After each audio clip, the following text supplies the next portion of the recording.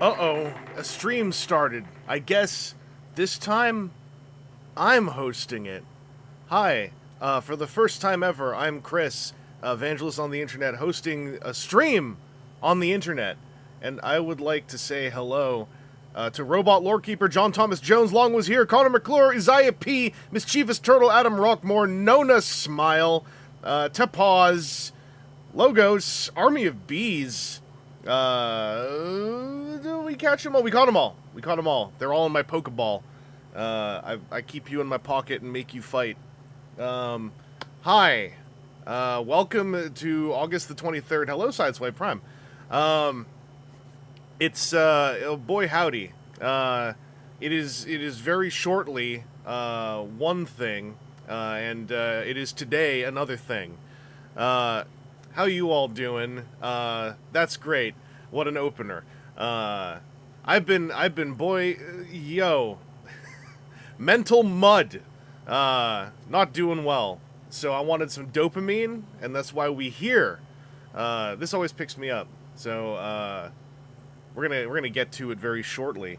I got a browser share to do. Couple things actually to cover. Number one, we got from Aaron Axsmith, who isn't even here. I'm gonna do his shill anyway. He's got an Extra Life team that I am on. and he's got a deal to talk about, which is that challenge has been thrown down to team captains. Aaron is looking for, at least when he wrote that, 7 more people to join Andy Rue's gaming gang and each raise $10. And hey, maybe if it's very close to the threshold, Aaron simply donates those $10, or someone else does, who knows. But if that happens, then there are multiplied mutual donations made on Extra Life's behalf that, like, it stacks everything, it raises the team's total raised, and that brings Aaron ever closer to, for your entertainment, subjecting himself to watching multiple Dahir InShot videos, an activity that I know for a fact he hates. But he's going to do it because people, for various sadistic reasons, enjoy watching specifically the kind of adult pain that Aaron experiences when watching the works of Dahir InShot. So, oh yeah, the link. Let's see. Because he's got a bunch of links in here. There's his participants link, but this is the main one, right? You can go here to sign up and choose them as a team. So I'll do that. That's a giant link, but okay. Hopefully that worked. If not, you can also go to Aaron's Blue Sky profile. I think he also posted it on actually, I don't know if he posted it on Twitter. I didn't look, but I bet you could check.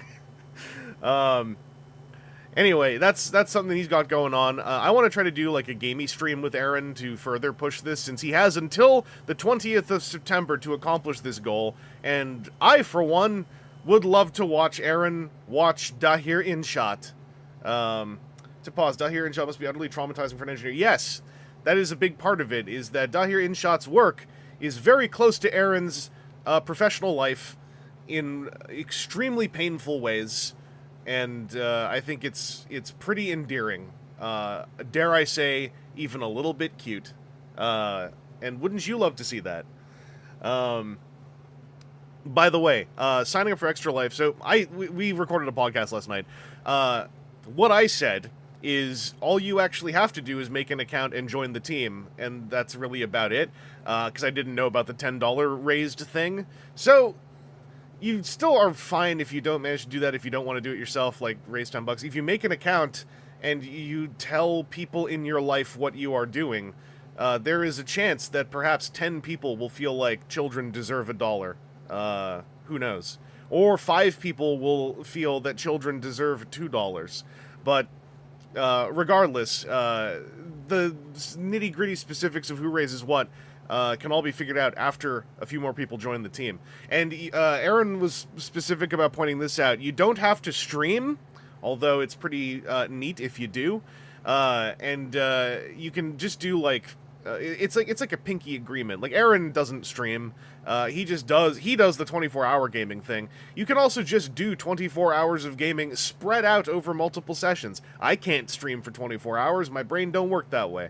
So I have my own ways of doing things.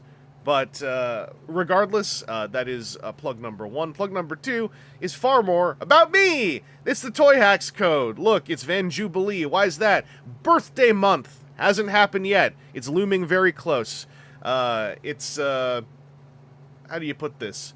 Unfortunate that I'm kind of like down in the dirt going into this one, because last year was far worse. Unfortunately, that's just the way them cards play out. What was I going to say? Related to being down in the dirt, a couple of things I'm thinking of doing. Today, I finished the audio pass on the next review, but I am thinking of doing an audio pass on a review, a shorter one, in part because I think it would be an interesting activity, but also I'm trying to figure out how to advertise myself more.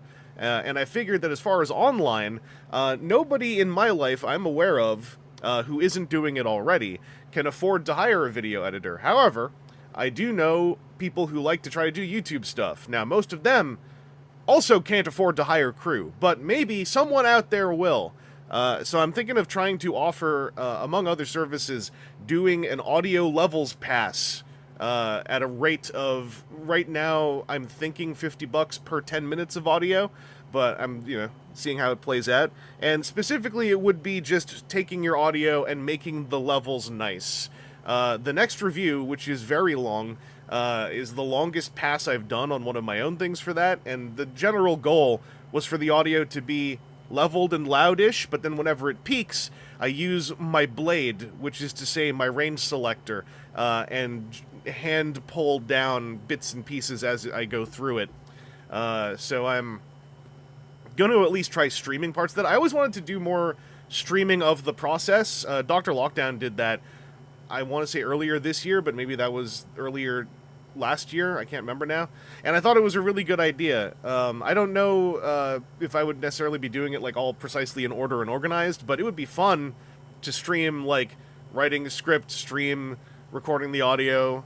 Streaming the filming part, I'm not sure precisely how to do other than like a fairly uninteractive kind of jank looking stream with a phone. But an audio pass I think would also be fun because I was talking to a couple people about this. I think that a lot of people can pick up video editing to a basic degree because, in part, it's a visual language, right? Like, you are doing things you see, right? How common is it that people who do YouTube stuff hate audio editing and audio post-production? That's fine. That's not even something to be embarrassed of, in my opinion, because it is not a visual language. It's something that does, I think, require a little bit more instruction, and I was very fortunate that, number one, I went to a film school that was also an audio engineering school, but number two, someone I've worked with a lot since then, in the work involved a lot of audio balancing, leveling, etc., and I picked up a bunch of tricks and practices over the years from that. So anyway, that's some stuff that's been on my mind. The dirt has been down very low. Yeah, they got to do something about that dirt. It's wretched. Vicariously learn Final Cut from watching. Hell yeah. Yeah, by the way, I've said this before, but in case anyone hasn't heard it before, use the software that you have, and that's available, and that's comfortable. Because in the end of the day, it doesn't really matter what you're editing in, it's more about your practices. And I am a little bit of a naughty boy in that I still kind of just stick on Final Cut because it's what I have and it's what works. I keep meaning to mess around with free DaVinci Resolve more on my desktop. Right now, the thing I got to figure out is why every time I pull an MKV recording off of OBS into there, I get these weird, like, single frames of, like, media lost. I think maybe I should just try exporting an MP4. I'm not sure. I got to figure that out. But yeah, it's a practice I want to try doing just going forward. Part to make it normalized for myself and kind of just a thing I can do without having to, like, really focus and tunnel in on it, which is the leveling pass. Also, that way, when you watch videos I make, it'll spike less. I should say for clarity, too, I already was doing, like, compressor stuff and EQ. It's just there, within that, it would still sometimes spike. And I want the levels to be, like, in that nice sweet zone between the first red line, not the peak, but the first red line, and the 0 or the -6. It kind of depends on how your meters work in your software. A lot of that stuff I don't really, like, actually know in a universal sense. I just know what is in front of me. Hello, Sky CEO. I'm single-handedly fueling your toy hacks addiction. You know, it could have been cocaine, but thank goodness I only meddle in digital codes. That was unplanned and probably came out sounding way worse than I meant for it to sound. Redline it all. Yeah. We're gonna play the red note. Oh, what's that? It's the note that makes blood come out of your ears. Unless your eardrums are strong and worthy. Anyway, I'm just gonna move these over here. We are going to do it. We're gonna do it. We're gonna do it. Look, it's bang, burn, bang, brave, burn, brave, bang. So, something I was kind of doing idly one day when this thing was fresh and new and all the coverage was popping up, and then I subsequently was looking at all of the Gatai coverage, and I think it's kind of fun because of how the katakana is laid out. I've seen, in official translation, the ban part of the katakana in Bon Dragon, Bon Bravern, etc., be romanized as both bang and burn. And I think it's just both. But I'm not sure if people have actually, like, truly artistically clarified what is the intent authorially. So I'm just using both interchangeably, because they're both Bon, you know, Ba'an. And they both work. Dragons burn things. Bravern is, you know, colored like red. And they bang all the time. Speaking of banging, there is a little Isami in here, and that's another stream activity I want to do some other time. I'll get into it in a bit. But they give you a little Diaclone scale Isami in this. I know that because people have done side-by-sides a whole bunch, and I was very nosy about that stuff. So I haven't looked at this yet.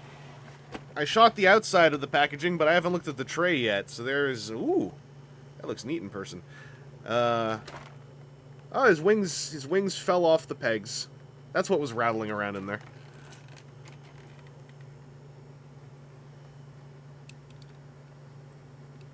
Look at him. Alright, let's get this instruction sheet open so as I can have a peek at this. Yeah, he's not very big. This is Toyrise, by the way. I don't know if I clarified that earlier. I can't remember. But this is Takara Tomi's Toyrise, their second release, I believe. What is this? Oh, there's an errata. What happened? The pictures are all the same. I'm not sure. I think the errata is in maybe the written text, and hey, thank goodness, it's too small for me to read. I'm trying to see, is there anything different about the pictures? No, I don't think so. Are one of the arrows in an opposite direction? No, I don't think so. And it is Takara Tomy, so much like a Transformer, we get us just a giant instruction thing. This is kind of like, you know, Transformers, I guess Masterpiece Transformers par. It's kind of... I remember when X-Kaiser came out, when I was watching Japanese toy YouTubers and machine translating their auto captions. There was sometimes this purveying notion of, like, they were saying stuff like, you know, as one could expect from a Takara Tomy piece, the instructions are kind of bare bones, minimal, and perhaps even unhelpful. And I was like, folks should talk to me and Aaron more.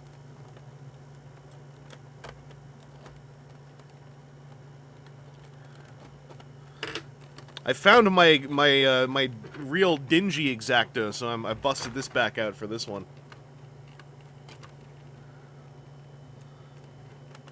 Also, I got, like, a weird, like, particle in my throat somewhere, so occasionally I just bust out the dry cough. So, you know, like, prepare accordingly. Notify the president. Actually, don't. Never mind, forgot the year. Don't, not right now. Oh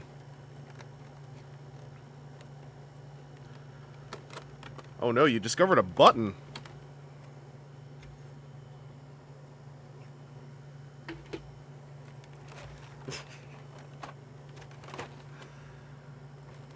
Oh, yeah, these are these are just retention tabs. It'd be wild if like the smaller Bravern toy also just had like light up parts. So I have seen parts of how this works. I've seen comparisons to the Gatai. I would definitely say I don't think that one like full on just outdoes the other. They both very much have specific qualities.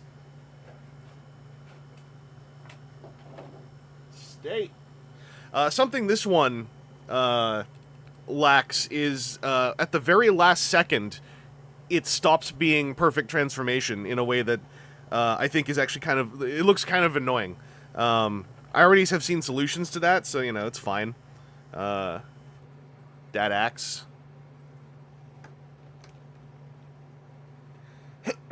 Excuse me. It's a cute little display stand thingamy. For precisely one mode.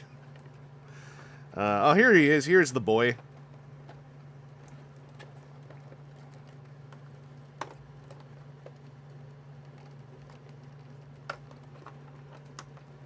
I forgot there is a Sentinel Bravern thing. This guy see, or am I misremembering something? There he is. He is literally that emoji, the standing guy. I will try to get you all some better footage of this. My plan is I want to film this with a nice camera, you know, as the blank white Isami that he is. But I want to paint this, and I think that would be a fun stream. Because the sculpt is pretty solid, and I have a baggie of Diaclone men right here, and as you can see, he is approximately in scale with Dionauts. Unfortunately, he's not a Dionaut. He's a little one piece of plastic thing, but I think he'd be fun to paint because the sculpt, you can't tell because he's white plastic and he's just grabbing all the light and shooting it right back at you. But he's got a lot of sculpted detail for the pilot suit. So I want to paint this. I think if I give him a real quick, like thinned down brush on primer in black, dry brush in a white, wash in black, dry brush up to a white again. At the very least, we get a good look at the sculpt, but then, hey, why not continue at that point? We got shoes!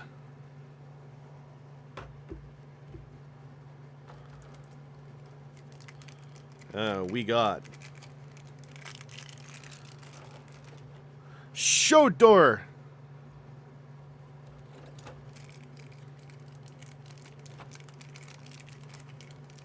Oh no, it's stuck in the plastic. Help! Hello, Mimicry.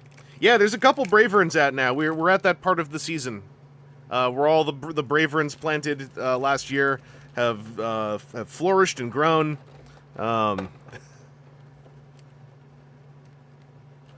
Crutch!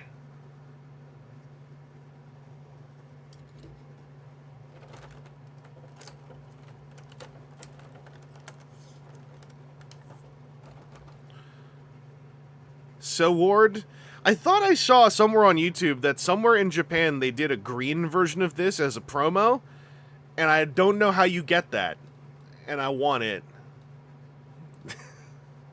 Maybe I misunderstood something. Scorp, what's up? On my recent Japan trip, I did not purchase the 500-piece Bravern puzzle. That's a shame. Hando. With a little working knuckle.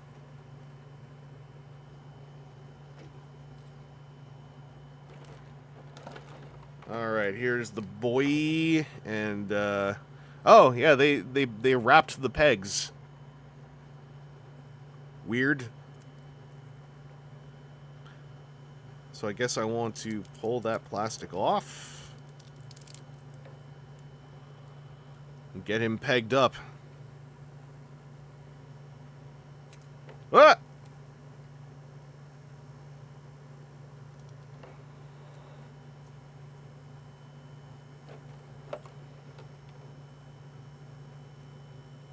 They wrapped it before they tapped it, the peg into the slot that is. Absolutely correct. Yeah, Bees, you should Google Bravern pegging. I think there'll be a lot of useful and, frankly, helpful information in there.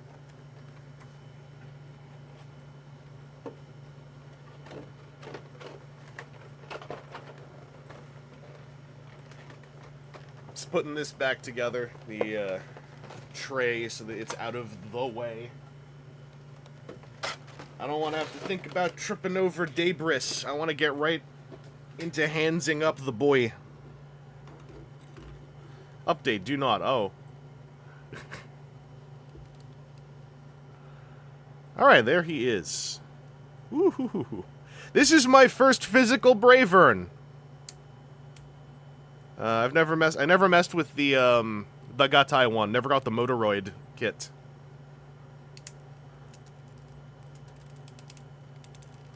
That's an interesting ratcheted shoulder.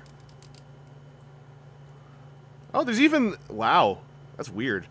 You can't hear that one. Okay, so this one... I don't know how much you're hearing that. The forward and backward feels kind of like a Diabattles V2 ratchet, but the outward is like mega butter. Like, I can feel the ripple, but it makes no noise. It's just kind of like a... It's like a purr. Like a cat's purr.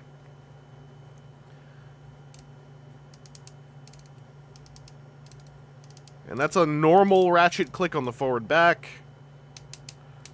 Tinier snap ratchet click on the out. And I think that's all the ratchets. I don't think there are any other... Oh, no! Also a tinny one on the knee.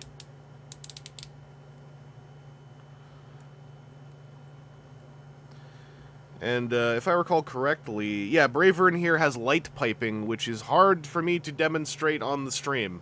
Let me see if I can do the phone light thing, but that usually doesn't help much with this. Oh, he's got toe joints.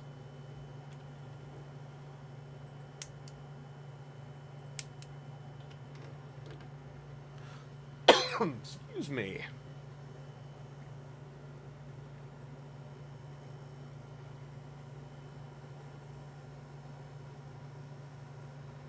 So I still have to find... Oh, there! You can kind of see on his eyes lighting up at this angle.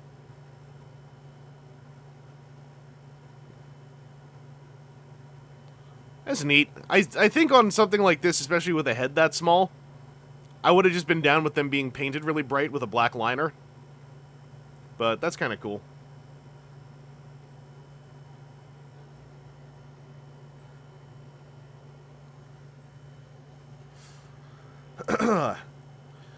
And, yeah, these hands, I think, also have a knuckle. He's basically got a hand swap to hold the axe. Yeah, it's a little... Very limited. Just one joint with one piece that has 4 fingers on it. There is a...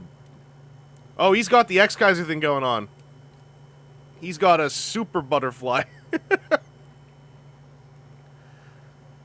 So is that as far out as... Yeah, it goes out only this far on the back hinge and then swings forward like that.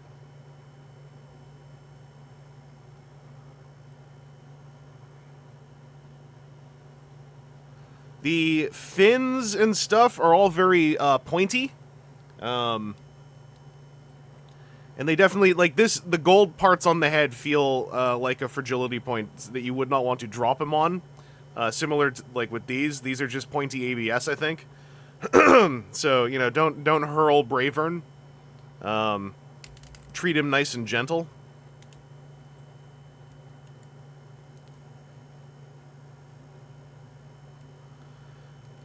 Oh yeah, I saw this too. The shoulder pads have, like, their own separate thing to get out of the way if you want to, like, not have them getting in the way of a T-pose.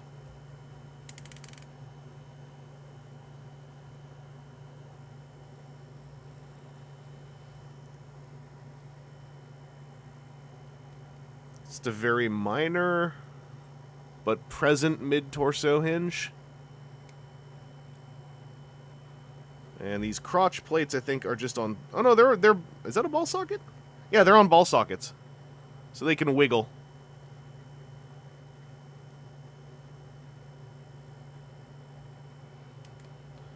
Same for the outer hip skirts.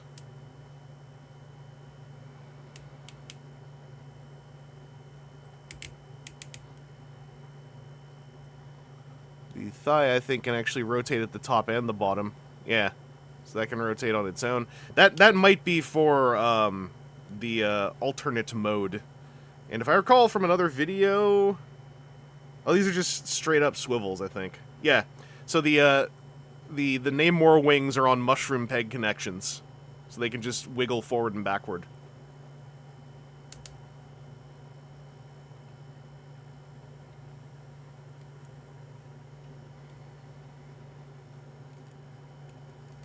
So if you can deal with the upside down shoulder pad, he can do a pretty good swish, but the shoulder pad does not go up and out of the way enough for it to work, like, without having to do some tricks.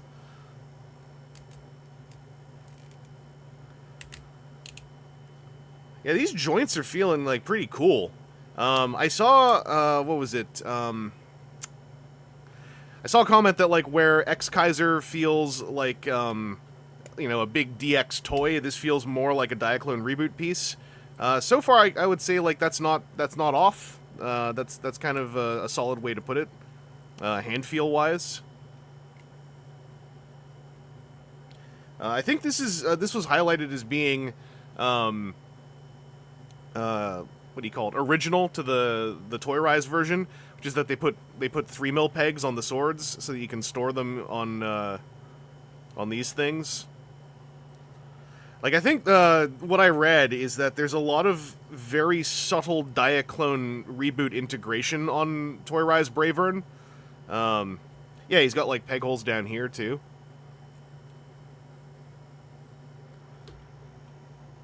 Just don't know if I have anything, like, immediately available.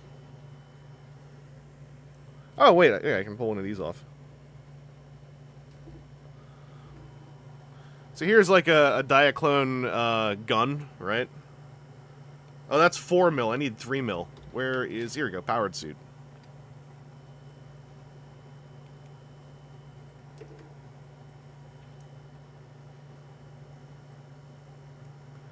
Yeah, so you can plug 3mm pegs into the holes. And does that mean that... Is that 3mm or 4? I think that's 3mm as well. Okay, he's entirely 3mm, so 4mm won't work.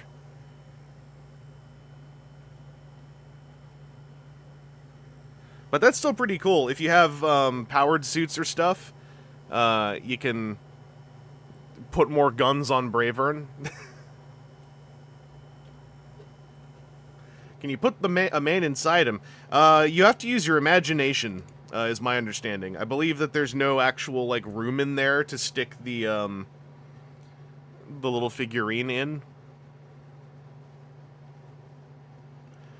Not 3 and 4, just 3mm pegging compatible. I'm pretty sure, because there's one back here, but I think that's also 3mm. I should just keep a 3mm weapon available.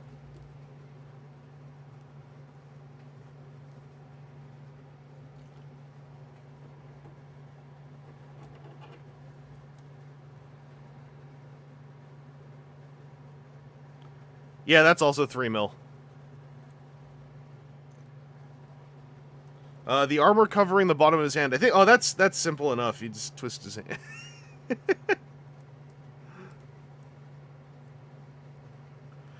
Also, his hands are on, like, their own built-in Figarts hinge.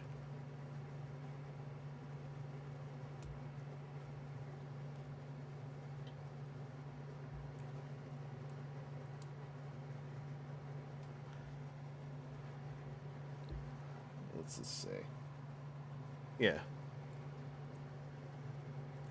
But actually, if I do a double-handed... Oh, no, I gotta use the other hands. That's the other thing. So these ones are to accommodate the slightly thicker shaft, I believe, on the axe. And you can pull the bottom off. That is also 3mm. Okay. I keep looking for 4mm. I'm like, is there any hidden 4mm? You got any of that 4mm for me? Boss!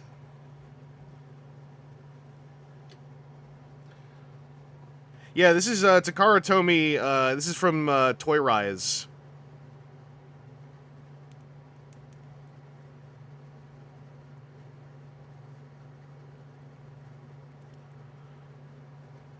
Oh, it's got that Figarts thing where, like, I want the hinge to be a certain place, and it's hard to make it be there, because it's in there real deep. Like, you could pull it out and fix it up, I guess, but I just want it to do the thing for me now.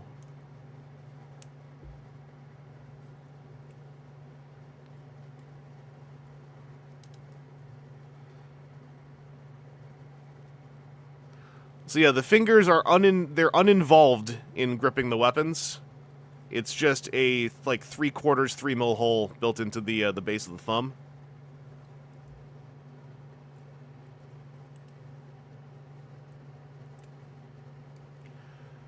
I could have sworn there was like a cleaner approach to this. I gotta move some of this stuff out of the way and actually look at the sheet. Ah. So yeah, that's set in deep.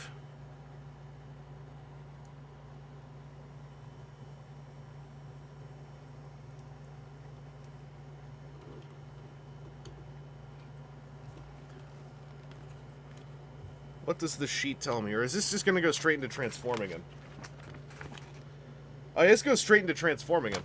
But it's also go straight... Oh, no, here we go.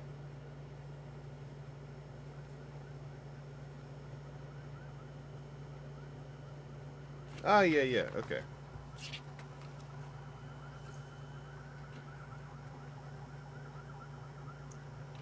It's almost easier to just, like, take the hand off and stick it in here and then figure it out afterwards.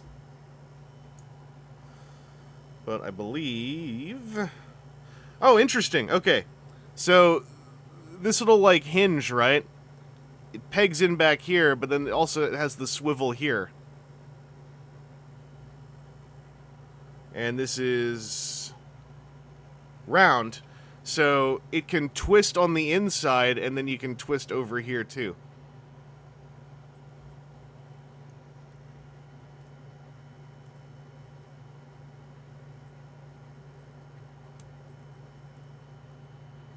So this is how you can get him to be holding stuff past the red forearm thing without it being like full-on gorilla elbow grip.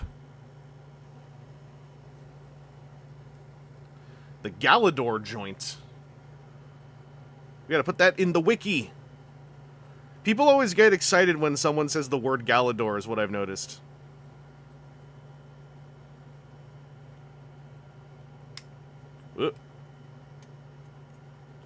Oh, these things are attached to the butt. Interesting.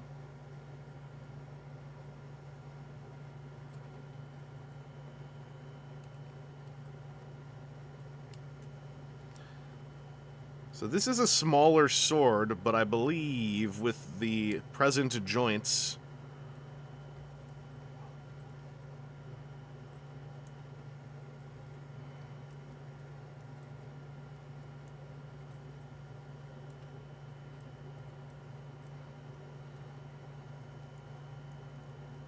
Yeah, I can still get that in a little bit.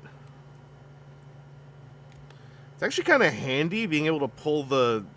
Like, being able to pull the hand out and then pop it back in without, like, having to do, like, a... I don't know, those of you who have fig arts or stuff like that, you know, like, how removing a hand with those can just be, like, really unpleasant and uncomfortable? Because it's, like, you gotta pull past the friction nub, and it's all small.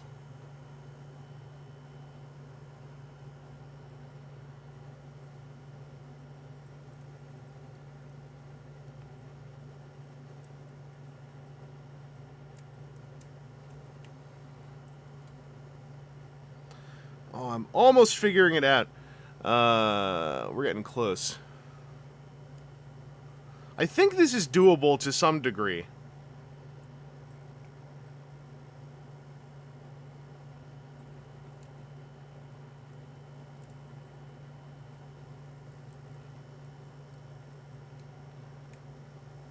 It's not about the size of the nub, it's about the personality. So true.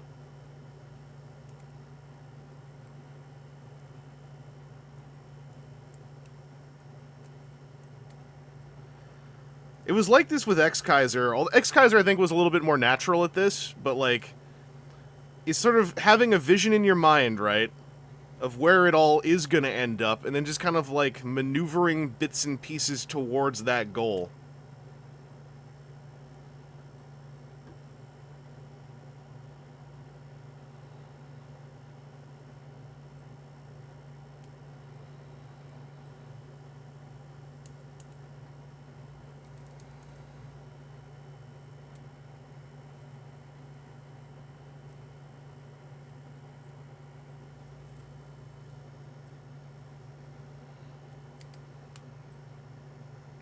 It's less of an Obari and just more of a, like, hey, he's holding a sword, and that's kind of neat.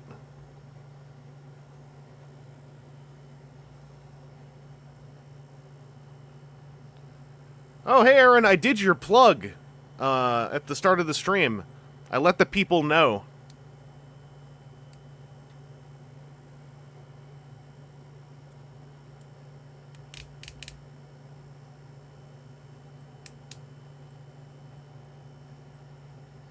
Oh, yeah, full-on bi-axis ankle maneuvering, for those who were curious.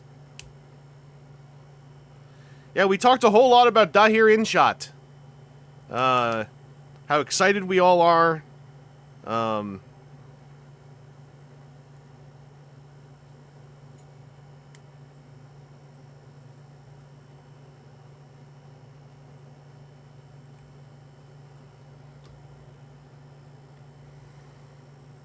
It still seems pretty cool. What if I just sneak this out? Sneak in those other hands. Do a little bit with that axe.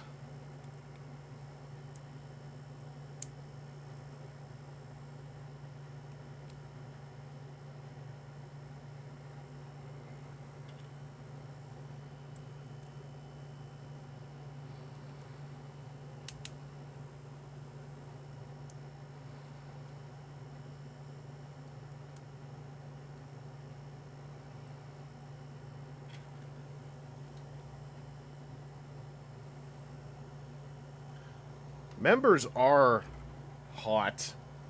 It's true. It's one of the weirdest parts of joining Andy Roo's Gaming Gang, actually, was like when Aaron was vetting me for hotness.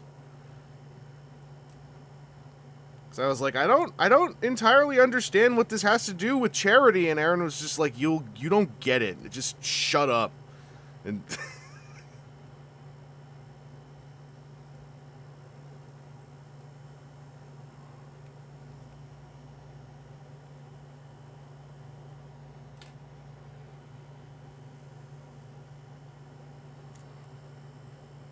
still on trial hotness. Yeah, we're still sorting it out. We're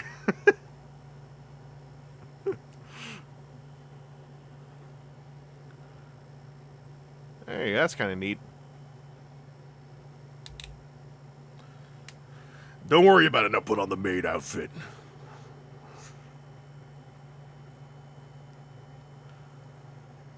You don't raise charity by talking. Actually, you do. Actually, you do. Unless, hey, maybe I'm wrong. Maybe I'm wrong.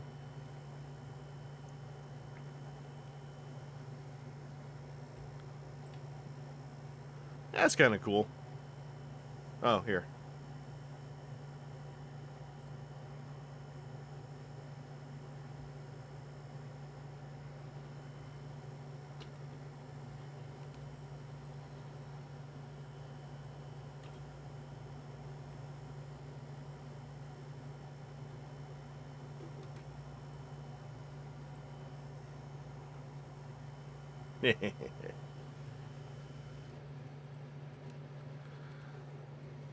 Let's see, I've got this guy still sitting next to me. So for those who are curious size-wise, here's Bravern with his famous partnership with Transformers Generation 1 Gears. When they went on their big adventure that we all know and remember with great and fond nostalgia.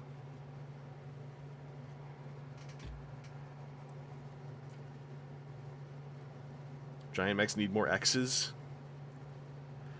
Hey Cliff, yeah, this is the specifically the Toyrise version under the T-Spark label.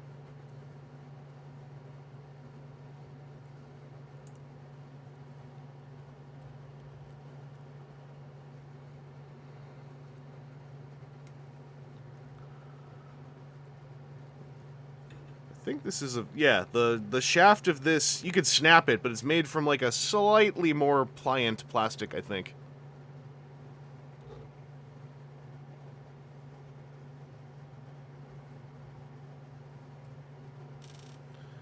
"40 minutes of Bravern getting gears to line up." You're red just like me! Wait. So these are... Okay. Those other hands were 3 mil. Does that mean these ones are 4 mil? Hang on.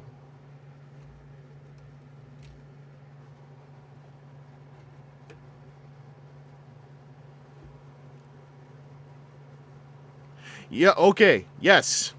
That's the difference. So the hand swap is from a 3 mil peg hole to a 4 mil peg hole. So Bravern can wield, at least in his hands, any Diaclone peg. Blech. I keep fulcruming this out. There we go.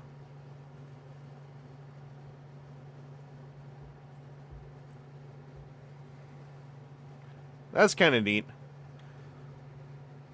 Because this is technically, like, hidden feature crossplay. Like, if you end up being a T-Spark freak like I am turning into, then you might have a stock of Diaclone weapons that your Bravern can then pick up. And hey, it turns out your Bravern, his Isami is the same height, roughly, as a Dianaut. So, it all scales, wah! And you could give, like, Bravern swords to a powered suit. You could give his axe to, like, a Diabattles.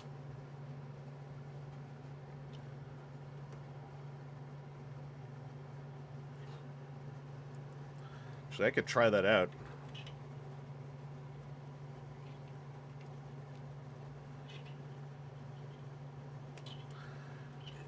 T-Spark freak. Internet personality Vangelus. I would never self-report that hard.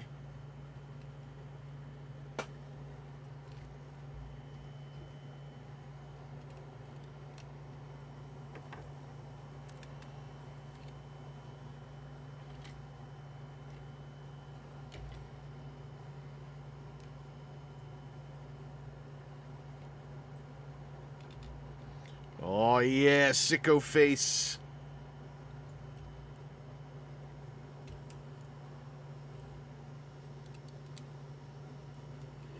So they can share. That's cool.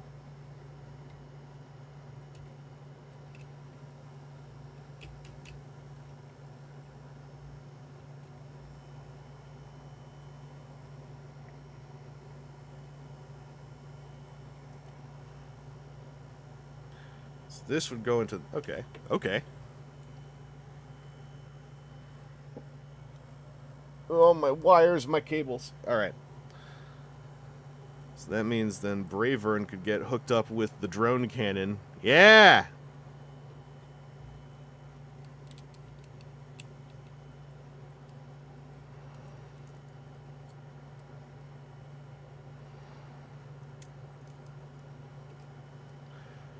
So I guess that's one of the benefits of having the ratchet joints in the shoulders, is that Bravern can hold up maybe slightly unwieldy Diaclone weapons.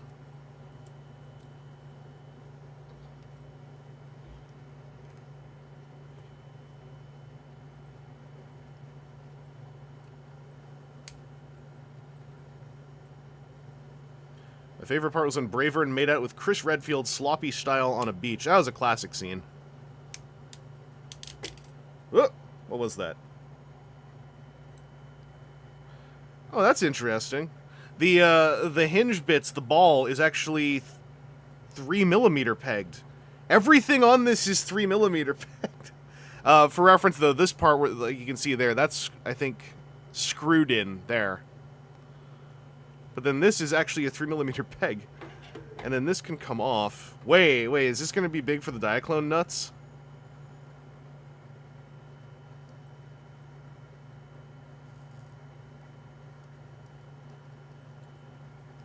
Yo!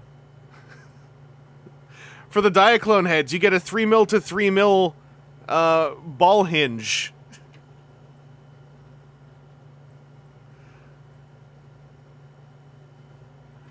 I don't know what I would do with that, but there's also 3mm ports back here, so you could, like... you could get goofy with this. That's kind of neat.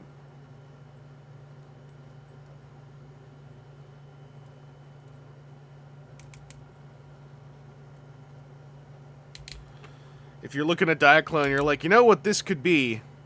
This could be just a little bit more gay.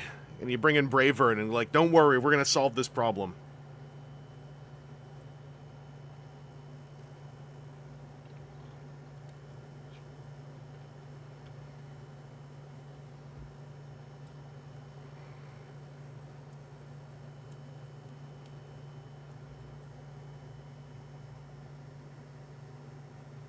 Yeah, that's fun. Excuse me. What's up, PT? Yeah, this is made by the Diaclone people. Well, it's under T-Spark. I don't know if it's specifically that one guy who seems to be running the show on Diaclone, but it seems like a little... I would just call it an Easter egg of this toy, is they've made him extremely, like, subtly Diaclone compatible. He's covered in 3mm pegs and ports, and he's got a hand swap to change his grip from 3mm to 4mm, which is the other Diaclone size.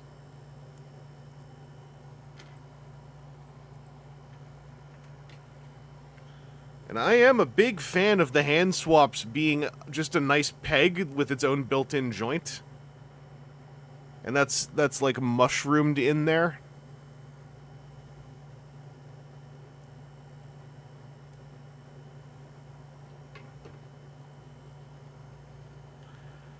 I saw a Japanese YouTuber talking about this. It is a little freaky in that the handles seem to be painted gold and it's kind of a tight grip, but also I'm not seeing, like, immediate paint wear. I would personally not be, like, crushed if that got kind of scuffed up, because whatever, but worth pointing out.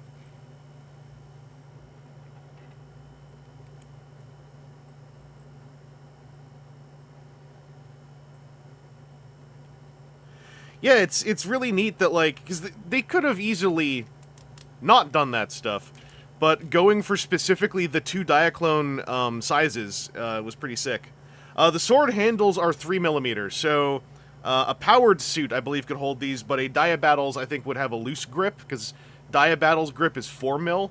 Let's see if a powered suit can hold this, actually, because I got one here.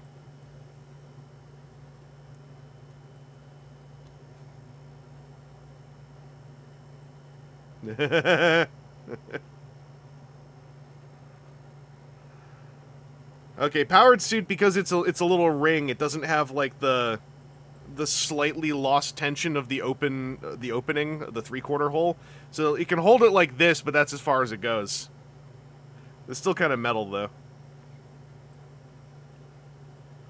And you could technically hold this part, right? Right? Oh, it's so tight, I don't want to push it too much. Oh no, there we go.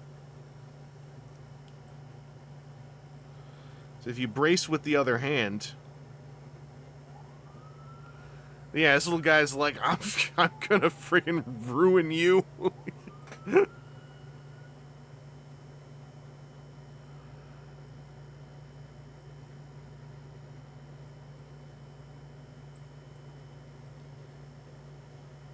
Let's put him back here for now.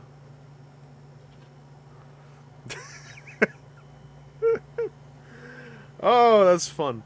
Can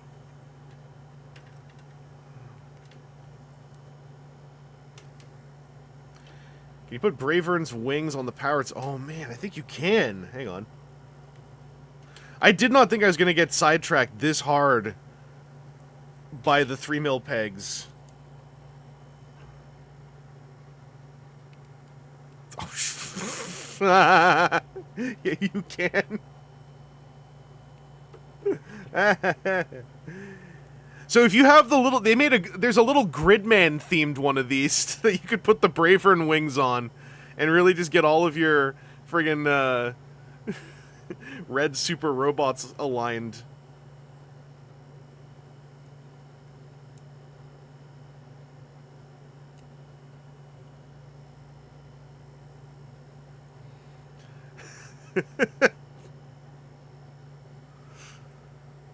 Absolutely distracted by pegging. Always happens. Now it needs boots.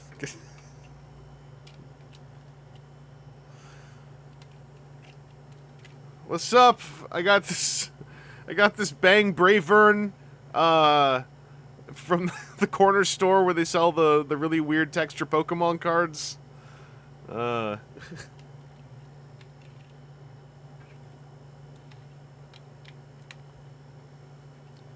Stick these dang boots together.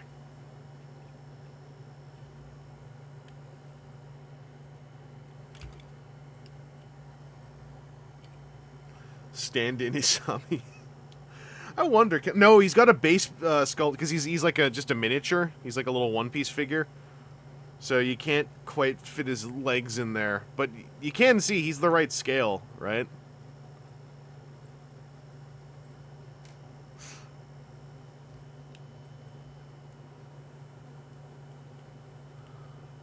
Sup for springin', we've discovered that this Bravern can make Diaclone more gay as well. Because Bravern is covered in 3mm peg and port pieces, and he has a hand swap for 4mm, the other Diaclone size, and then his axe is a 4mm shaft, whereas everything else is 3mm. And I just figured out his wings can come off, so someone said put them onto a powered suit, and that's what we've been up to. Actually, I'm gonna try this with the sword too.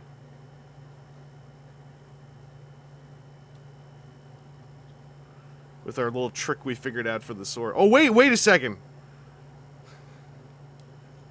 Who needs to hold a sword when you can mount it on the forearm?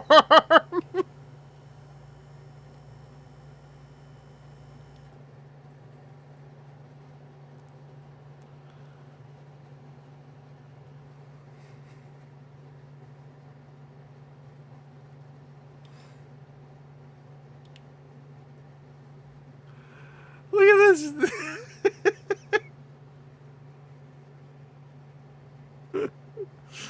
Biblically accurate Diaclone. This is my single packed powered suit E, who usually doesn't have anywhere to live because he didn't come with a raid chamber, so this guy just gets to live out his adventures.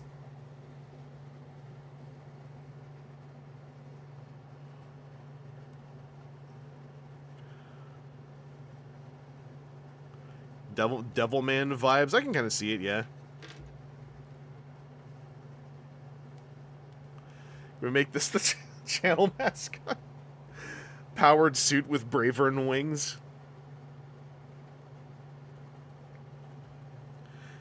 That's the don't leak the spoiler. That's from the second core of Bravern. Is his brain module gets stuck in a powered suit, and then he figures out how to weld a pair of his swords onto his forearms to keep doing the super robot thing. I'm gonna try to transform him. And I'm going to follow the instructions. Diaclone powered suit with Bravern wings is my gender. Yeah, I would back that up. These Transformers-ass instructions, by the way. Already, it's like, what are you doing here? I can kind of tell, right? But it's so muddy with the red coloration. Like, what they're saying is... Start from here and then do that.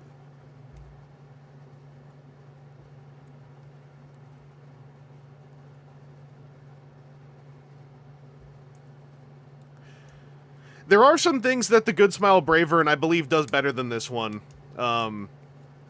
This one also is, at the very last second, not Kanzen Henkei. Which I know, I just opened it, but I watched a bunch of videos. Because I wanted to know. Yeah, we're gonna do the world's slowest change Brave Thunder now. Oh, okay, yeah. So this was 2 steps that were already done in the package to go from here to here and then there to there. Yeah, the Toyrise one doesn't have any alternate faceplates.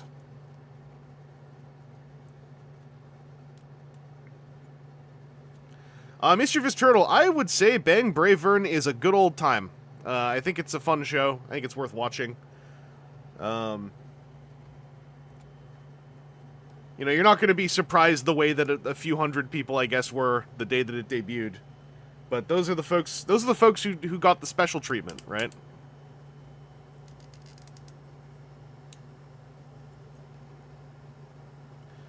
Yeah, DX Gatai has better hips and thighs. The thing this one has going for it, among other things, is it's a full-on package with the Brave Dragon, or the Burn Bang Dragon. And also, it is smaller, and it is like it's like Diaclone scale. I would say it's also in scale with Toyrise X Kaiser.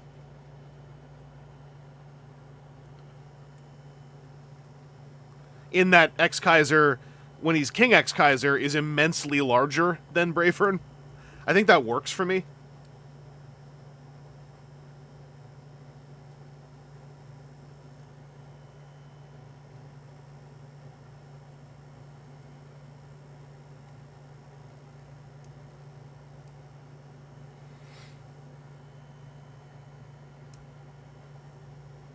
That's double hinged.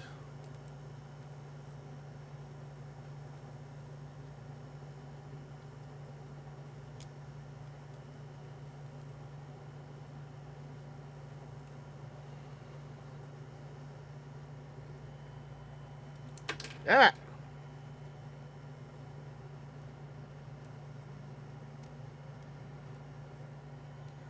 So you want me to put them like that? Guessing?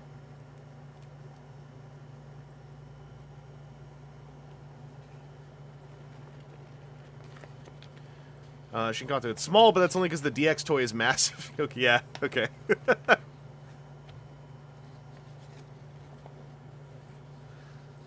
Soundbox DLC with the Isami button? What? I saw there was like there, you know, the Bang Dragon came with like, you know, some other stuff for the Gatai. I didn't know there was another add-on though. Is it like, so it's a soundbox with a button you push to hear Bravern yell Isami? Because that kind of rules.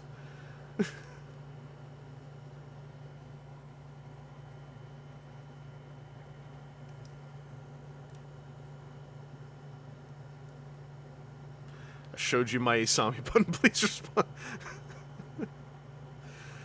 Excuse me, Queen! Urgent! I showed you my Isami button, please reply immediately!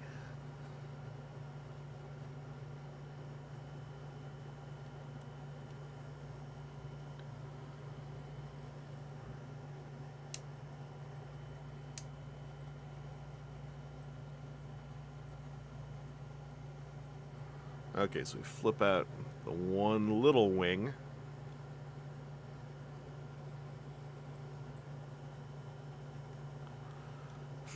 I had a Miss Rodimus voice. Baby, I showed you my Isami button. You didn't reply. Your phone broken?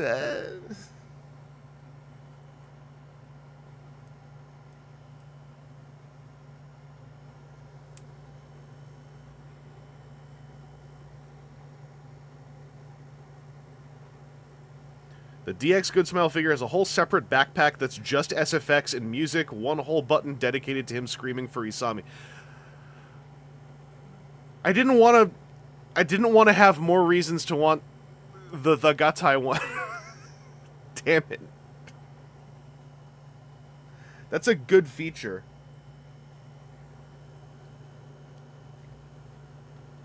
We're going under.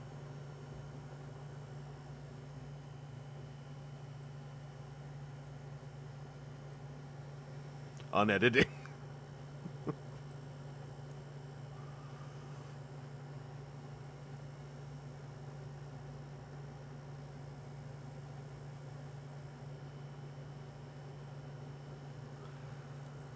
And for me, one of the draws of this one is that it's an all-in-one.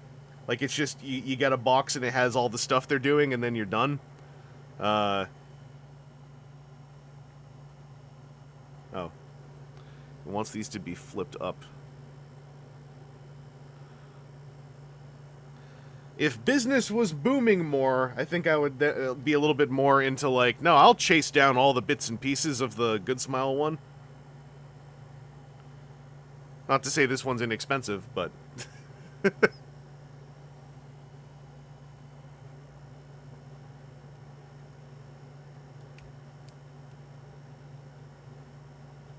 Ow! This pointy bit here is hella sharp.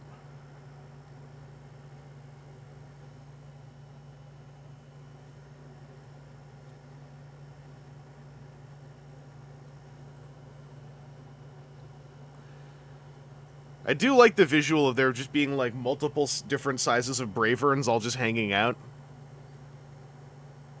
You know, which one becomes the jealous one first?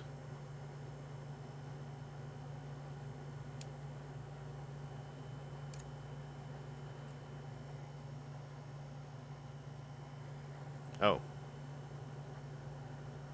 This goes on top.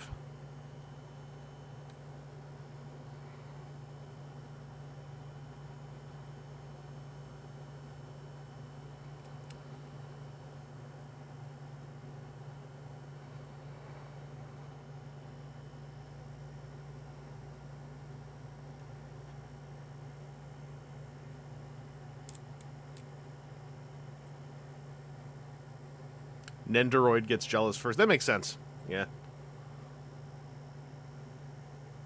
Do they each have an Isami of varying size and scale? I don't think so. I think that's like another one of the draws of this one is you get a little Isami. But, like, let me know.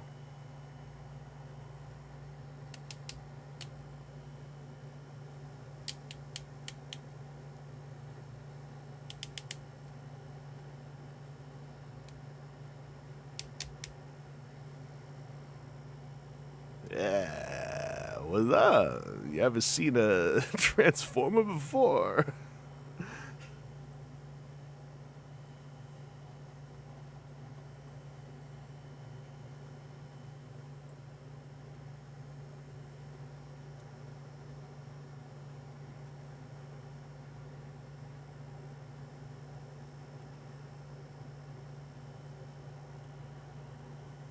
So that's why the thigh swivels at the top and the bottom.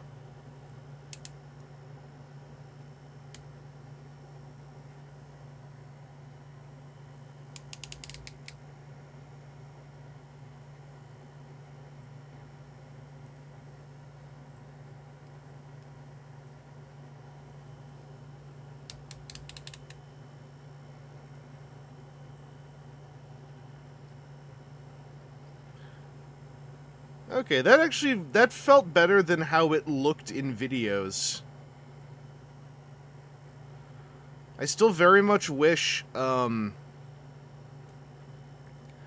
the arms, like, had one solid, like, peg onto here to stay in the correct position moment.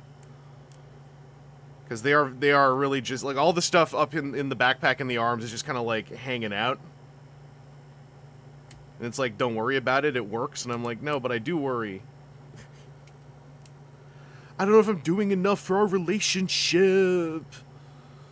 Braver. But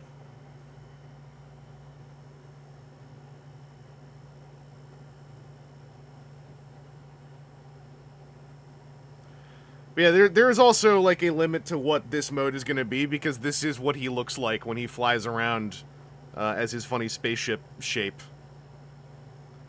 And then they give you a little... Oh, this reveals another hole.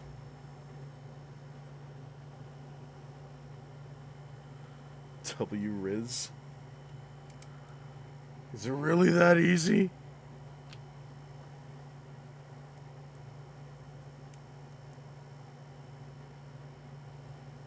Unless I actually have his... No, this looks right. Oh yeah, from the television series. Ugh. You can also have him, like, going, hey, what's going on?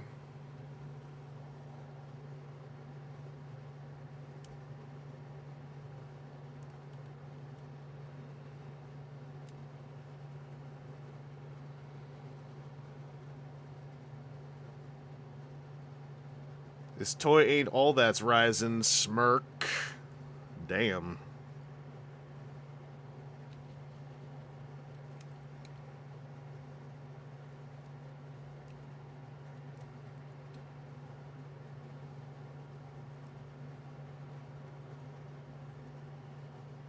I don't know, I definitely have something misaligned here.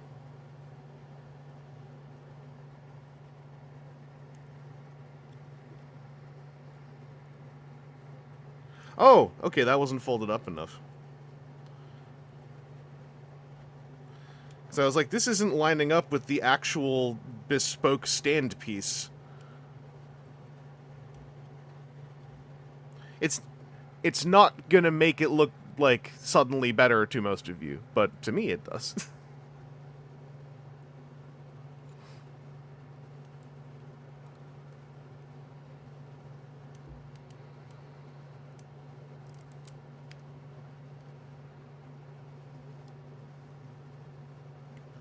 That's why Bravern is with me, because even though his alt mode doesn't make sense, I understand him.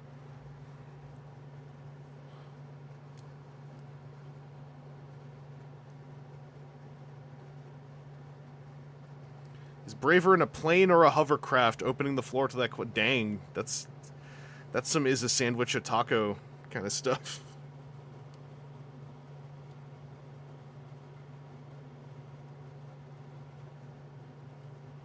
Yo, Adri, what's up?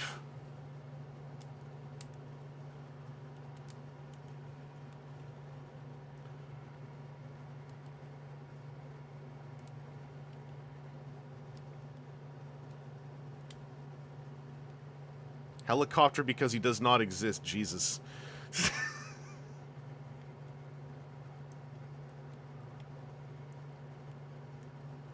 The propeller is his jack!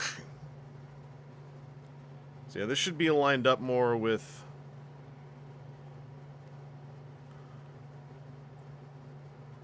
this little stand. Yeah, now he's just resting. And you put your little Isami, you know, on here. The one thing I'm missing is I wish there was like a fold-over panel that matched, that was keyed to this double oval, so you could like plug them in like those old Power Rangers toys.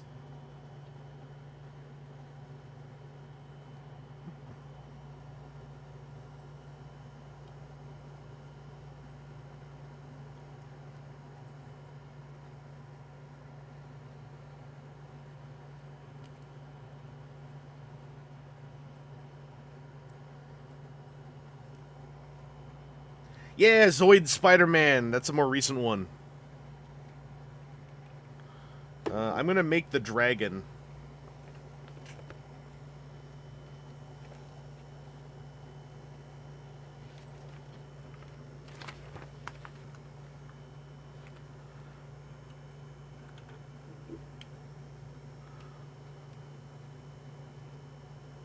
We're gonna do this properly, like friggin' civilized people.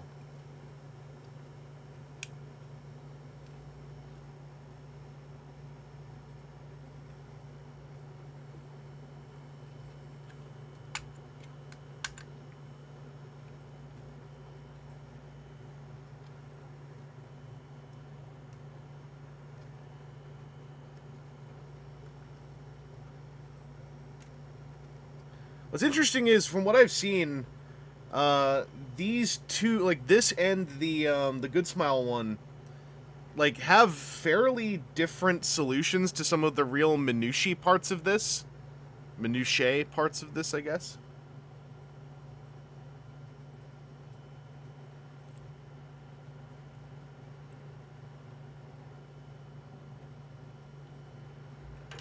That's what they mean.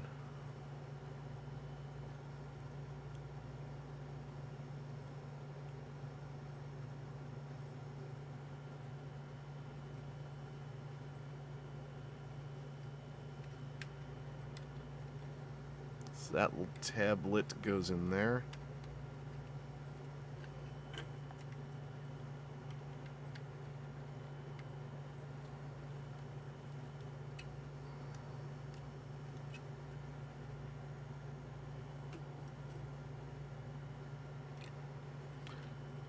Oh, neat. These are like keyed, like fat T tabs.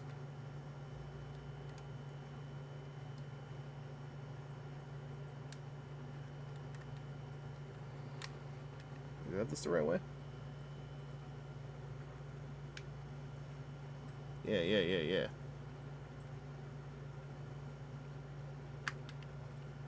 Yeah, sick.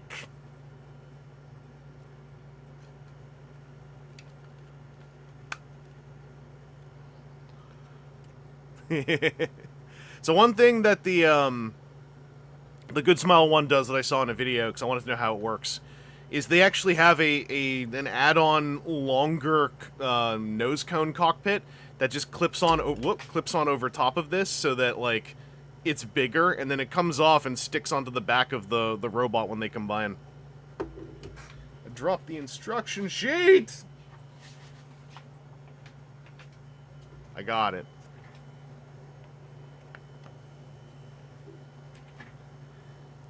So the one other thing that, this is the part where I think this is on Toyrise a little bit more. I was hoping that the Toyrise uniqueness would be we invented a combined mode for the two aircraft, but as far as I know, that does not exist. They have photography of Bravern standing on this, but I will note they didn't add like an actual like peg anywhere for him to stand on it where you could like wave it around. So there's a few little I would call them little missed opportunities there. But for the sake of the bit, one could also say,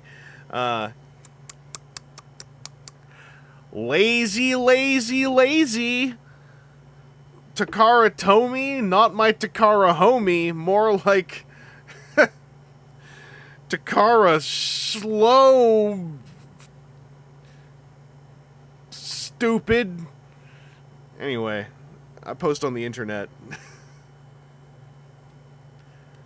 Slakara below me. Where exactly did tis lazy lazy go? So that was a bit I invented because I get annoyed when people's feedback on toys is like, this is so lazy, because usually this is so lazy comes with zero qualifications or quantifications or explanations. It is simply like, I believe this aspect is fairly lazy, and I always kind of sit there going like, what does that mean?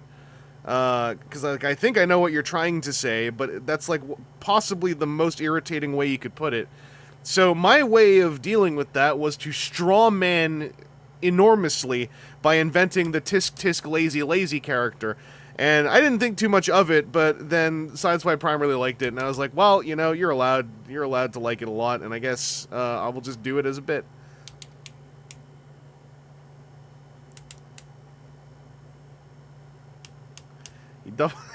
He knows it bothers me. Yeah, exactly.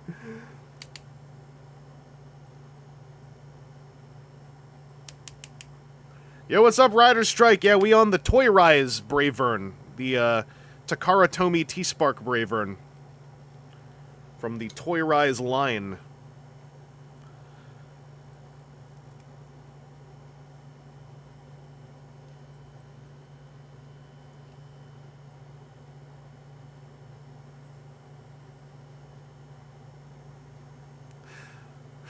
But are you lazy, though?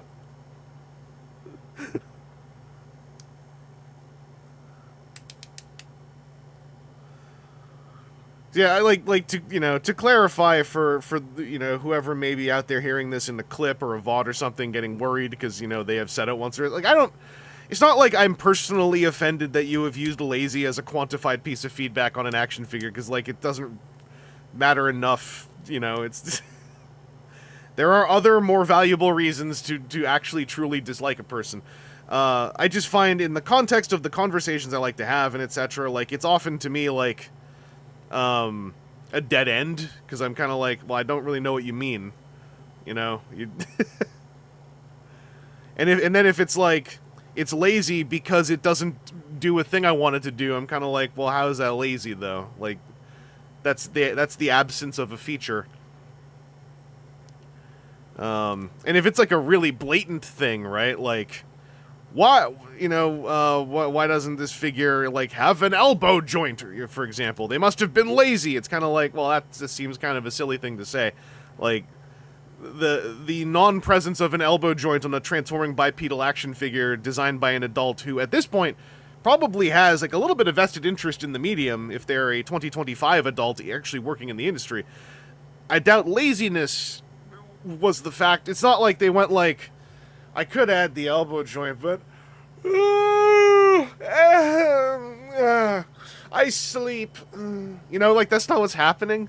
There's probably a more, for lack of a better word, interesting reason, let alone realistic one.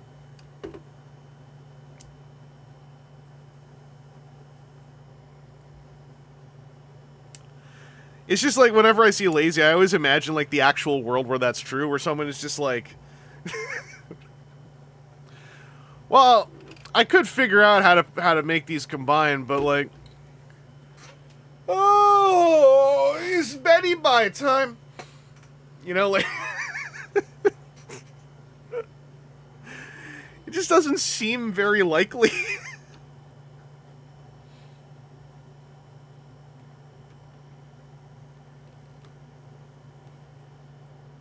Yeah, the Godzilla Synergen X is another great example, because it's like, you know, or I guess the Mecha Godzilla Optimus Prime Laser Prime is an even better one, because it's, I've always maintained with that, like, I just don't think the people at work on any side of that project who are on the design level are going to be going like, you know, it's time to sabotage this project. By we're gonna I am suggesting as the designer to tampograph the logo on a pectoral window. Like, it just, and you know, this is just my take too. Like, I'm not saying like, wow, you idiots, why don't you see my vision? But like, it just to me feels more like, especially what I have heard of dealing with entities that own properties. The Kiryu Prime T-shirt or the Megatron Godzilla T-shirt tampo feels like something that may most likely have come from the Toho side, and not again from a designer on Toho's side, but on, you know, a licensed liaison, an executive, someone, you know, who has no taste and gets to make decisions. There's lots of those.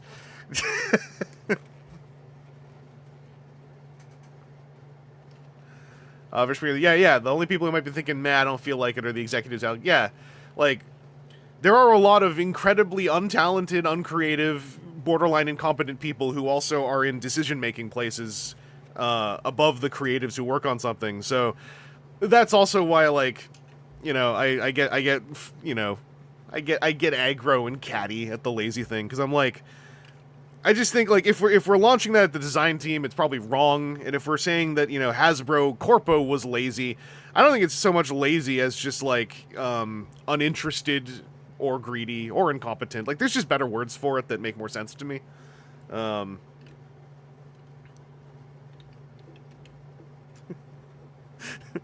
Fuzzy Bunny Man. Like, that's the roleplay I always do in my head when I see lazy, because, you know, someone who's, you know, working in the toy industry who's just like, I hate it here. And not to say that's not, you know, that's impossible. There are plenty of people in industries who can hate it here.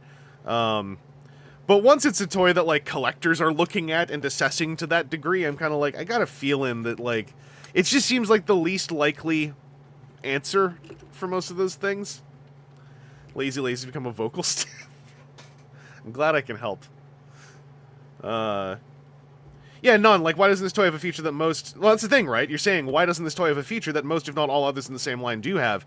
That is a valid complaint, but that's what I mean. If the language is, like, it's so lazy that it doesn't, then I'm kind of like, I don't know... Well, I mean, I know what you're trying to say, but you're saying it in the worst way possible, right? Well, not the worst. You could be peppering it with slurs, I guess. In the context of nerdy toy talk, yeah, there's not... He stands on here so nice, it's just he's not locked in, and it's glossy plastic, so he's gonna do that. He's gonna fly off. Ugh. He knocked Isami off the table.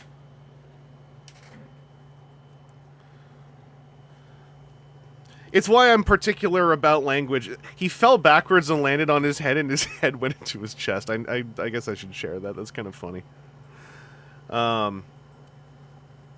But yeah, it's just in general, like, I think language is important and word choice is important, because otherwise, like, we're not conversing, we're just, like, yelling emotions at each other, and there's a time and place for that. But, you know, if I'm nerdily talking about my robots, I'm kind of like, you know, I want to feel like we're connecting, or I want to feel like we're connecting with words, you know?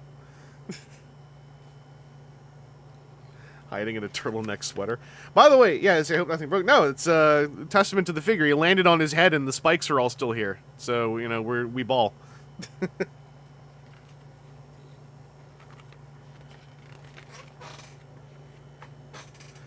Weird thing to say, he landed on his head and the spikes are all still here. So let's armor up. Let's do the thing. Were you dropped on your head as a child? The humble Bravern mecha shrinks into his turtleneck. I don't like confrontation! Does that count as a Tetrajet test? I guess, but, like, you know, don't drop your Bravern on his head.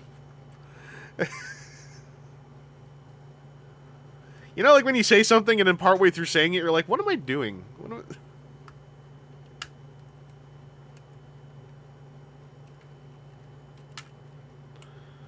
I... Ugh. Get out, get out.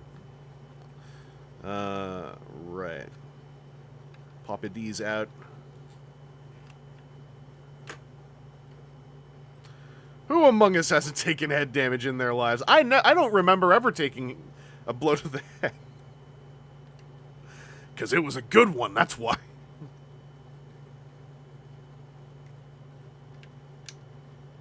Look, they got like the little... I love when there's like a bespoke divot for a folded wing to go into.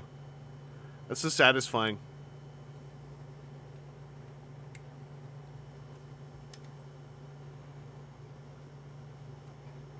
I legitimately have received blunt... I'm sure... Actually, I haven't received blunt force trauma, I don't think. Because I don't think I've sustained a head injury.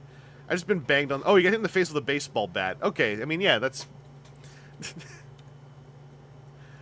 Robstein 1, Bespoke Divot is a pretty good band name.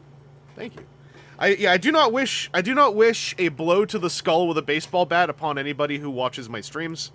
Call me woke. But you know, call me SJW.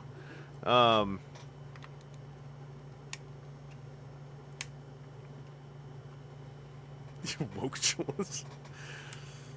Woke streamer wishes health to his viewers. Cringe. So yeah, there's nothing pegging the leg in. It's just like it fits. You point the toe and it just fits into the shape. And then this kind of like just holds together, I guess. Connor McClure, you found out my dark woke approach to this.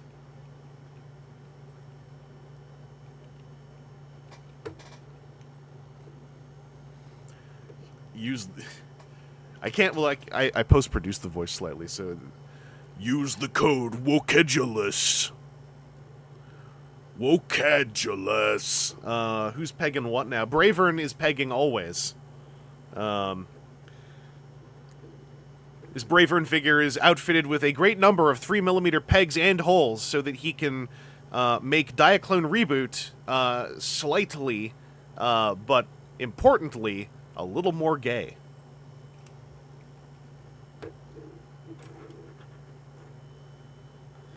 So the X-Kaiser joint is actually specifically highlighted for when you do the gut tie. It makes you have more room for this stuff. Yeah, he's got no Isami holes, which is, you know, maybe something happened. You know, I'm not gonna be parasocial on them. You know, I don't wanna pry.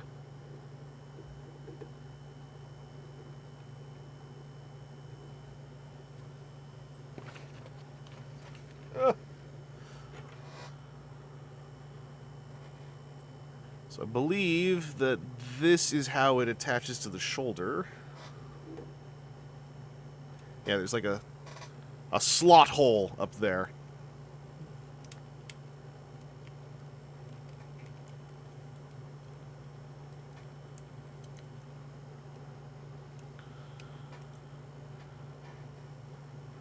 Oh, wait. Oh! Okay. So that actually clicks out so you're not having to, like, you know, blindly struggle with your slot hole. There we go. And then does that click back in? Yeah. Clicks out, clicks in.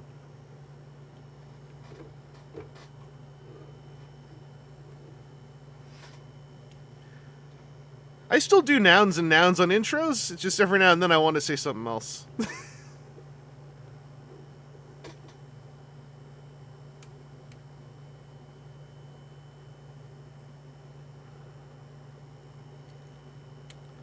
Didn't I do nouns and nouns on intros this year? You should go and rewatch my video catalog. With ads on, and because that otherwise you won't know for sure. And tell me if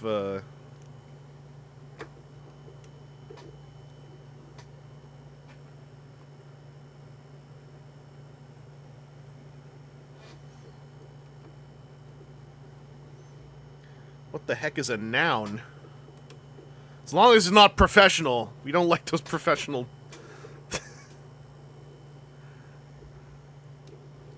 A slot? I thought this was a pegging only... Yeah, it's... Well, listen. What is a slot if not a peg with specialization, right? Alright, so here's the part where the Good Smile one is just a little bit cooler. Because we're just... Oh yeah, how does this come off again?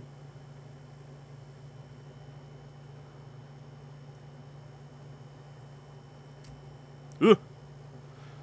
So that's a tiny, like, 2mm peg that went into that wee little hole there.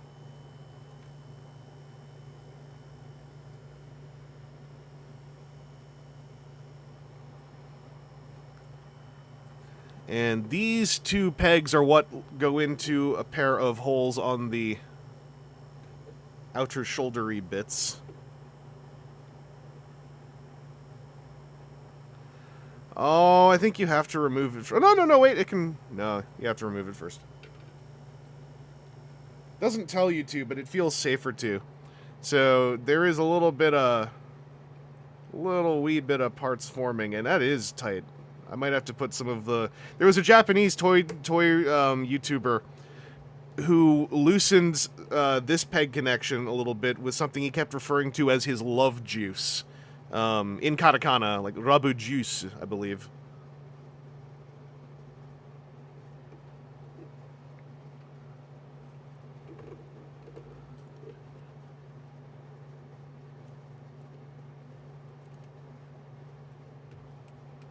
There we go. And this is to me the biggest problem with this figure. This does not go anywhere. I kind of assumed when I saw a video of this, like, oh, this surely goes there. But the way that this all locks together, I'll take a look, but I believe that there's no safe place for this to live down there. So, like, Wotafa, for instance, just, like, stuck it in there. Like, was it in there or was it somewhere else? I can't remember. There was some spot where it wouldn't fall out. Yeah, there. So it's just in there. And that kind of sucks.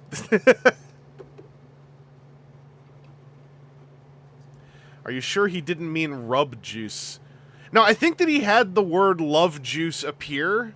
Now I can't remember. It was the first YouTube video of this toy.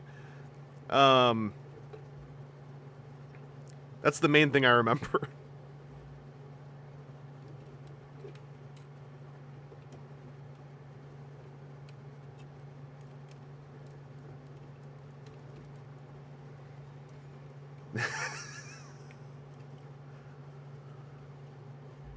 Don't get me copy claimed on the Wotafa theme.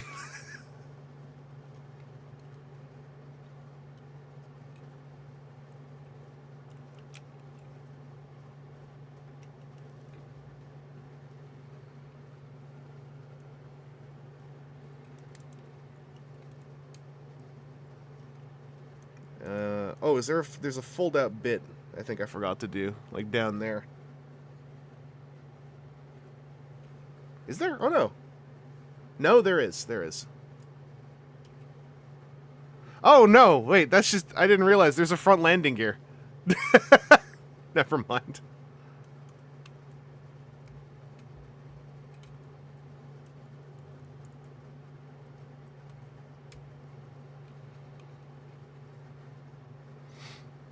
I wonder if the fin could live in there.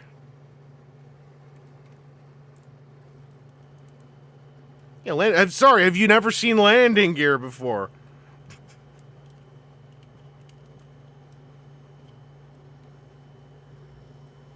I do like that the shoulder pads and then the shoulders themselves can all extend out just to make more clearance. I think that's cool and professional.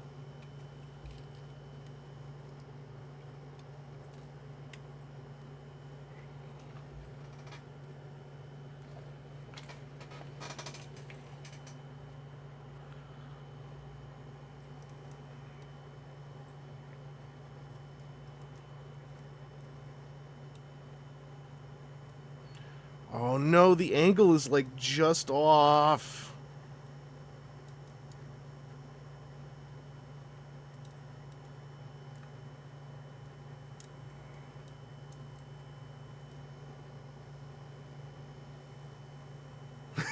Helped braver.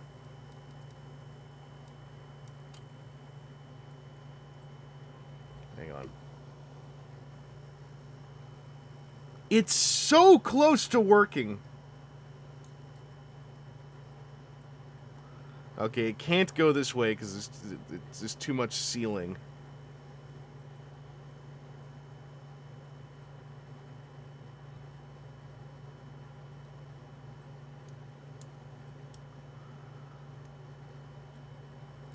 Yeah, there just isn't enough actual clearance for the actual peg. The peg can't seat in the hole because of all the gray mush there. It's just beating there, but like that doesn't feel great. Yeah, that's unfortunate. Oh, yeah, hey Rosetta. No, it's not supposed to go there. The thing is, there is nowhere for this to go. The replacement for the super mode like lived down here, and this like it pegged in there. Whoop. So I was hoping I could like stick the old one in its place. So why is this on a hinge? Oh, it's not a hinge. It's just that's the assembly. So it has a little bit of flex, but yeah, okay, okay. Now we know. Look, it's Bald Bravern.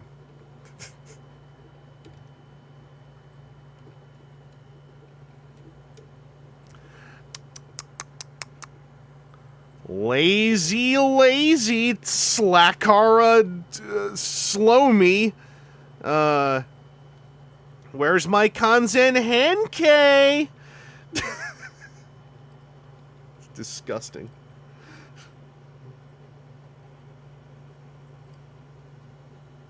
Studio Half-Eye would have found a spot.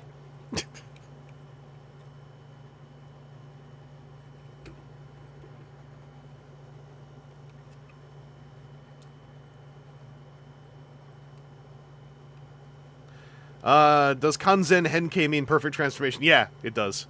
I just like saying Kanzen Henkei because I'm a nerd.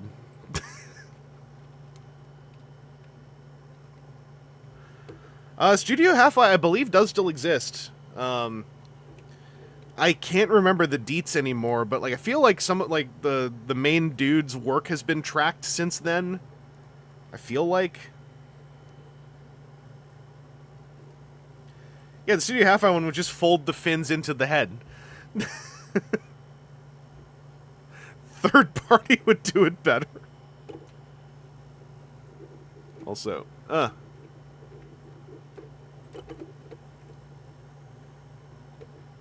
we pump a, pump a. Yeah, yeah. Show them. Show them how strong you are.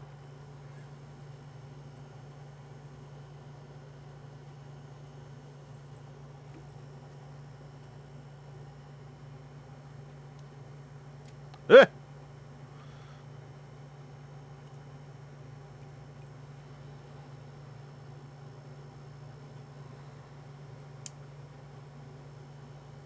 The visor does look friggin' cool once it's on there.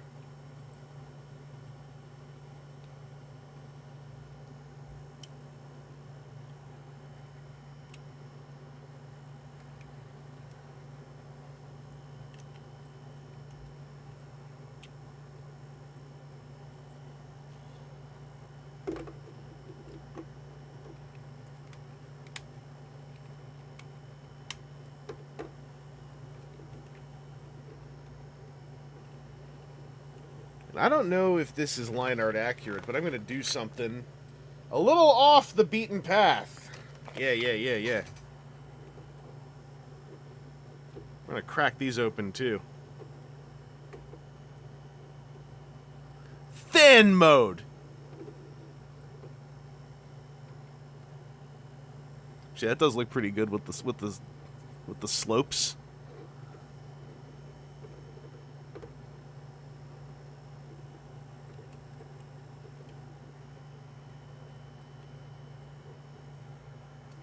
Excuse me, little guy.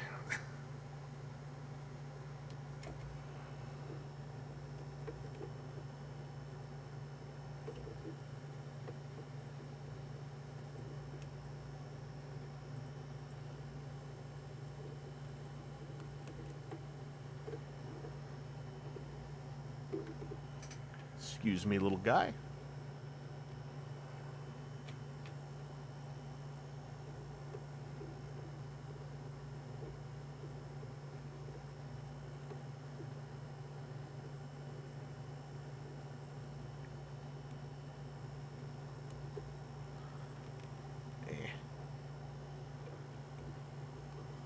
When it's easy to pop the hands on and off, it's actually... I kind of like it when I can just take the hand off, put the accessory in, then stick the hand back on, so I don't have the whole figure hanging off of my grip while I'm doing it. That's a personal thing. Look at that! Look at that! Now for the shocking size comparison, because I think this scale actually does work. I'll make a better point of it in a bit, but...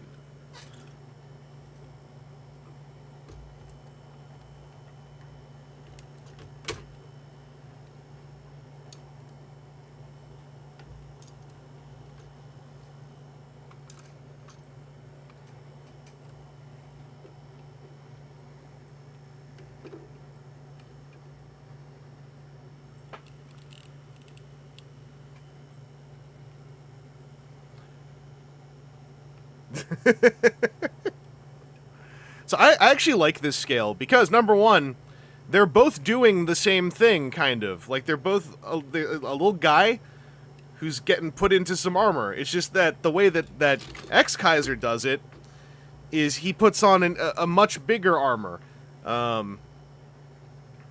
However, make a point here.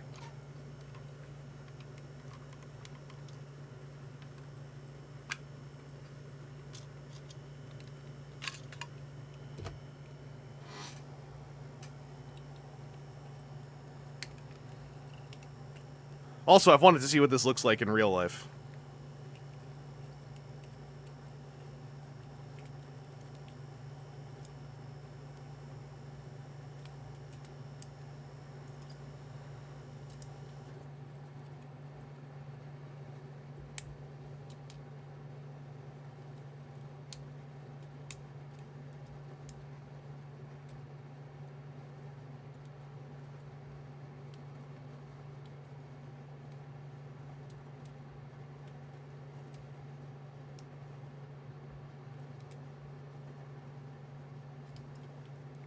Okay.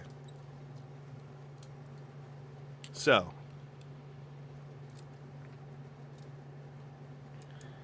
If you look at their personal dimensions, right?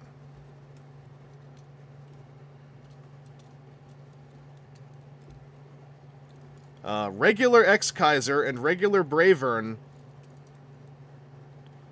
are kind of similar in size. You know, regular Bravern's feet are like here, right?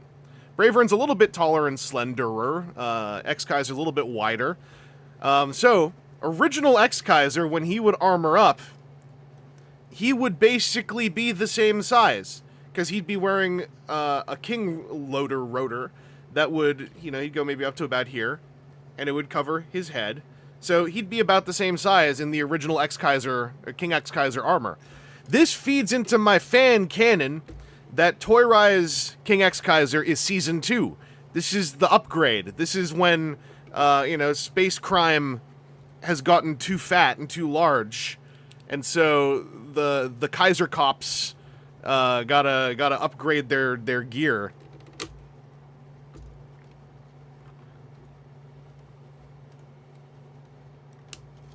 Does Isami look next to the car mode? I can show you that in just a second.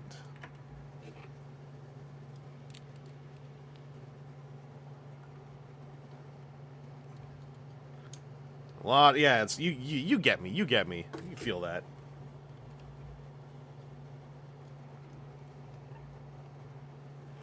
Yeah, I've been rolling with the fan headcanon that, like, Toyrise King X-Kaiser is also just enormous. Like,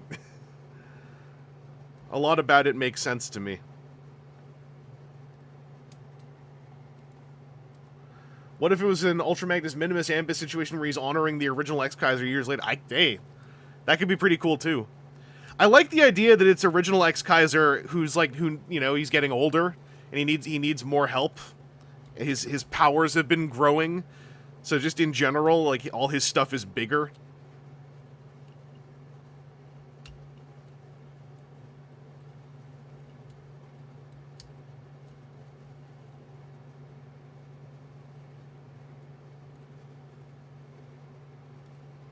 Armor's deployed after the opposition learns the guy. Yeah, the Dino Geisters, or the Geisters all learn how to combine into Volcanicus.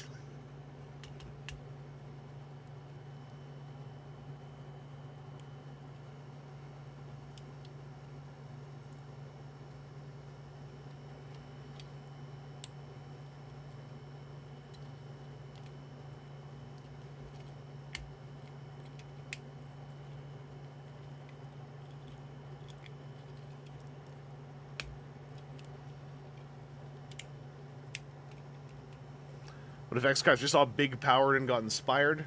Oh, yeah.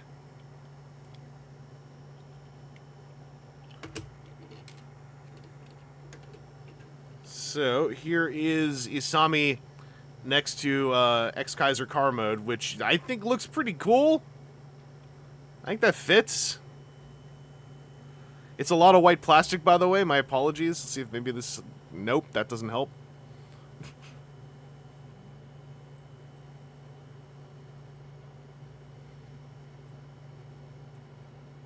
Yeah. And for those who did not yet see, I'll pull one out. It's probably a bit easier. In series, X-Kaiser's car mode is supposed to be a highly advanced car. Like a prototype that he alt mode scanned.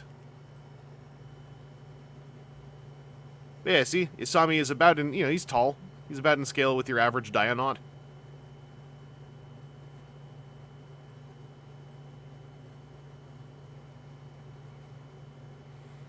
Oh, I pulled one out.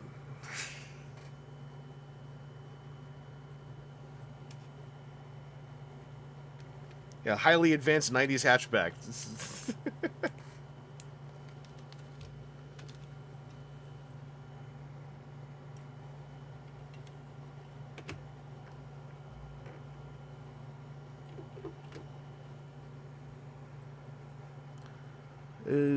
Okay, there's the other hands. I'm curious, like, how much articulation's actually remotely feasible with all the stuff schluffed onto him.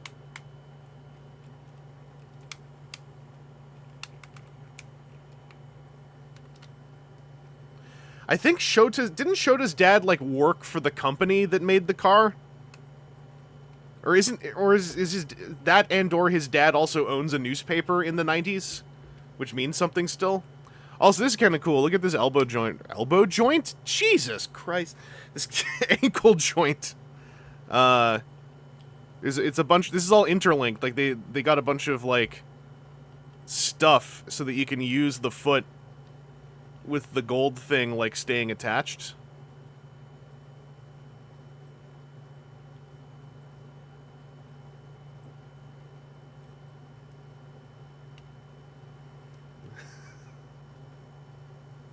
Fake Robot Anatomy fan.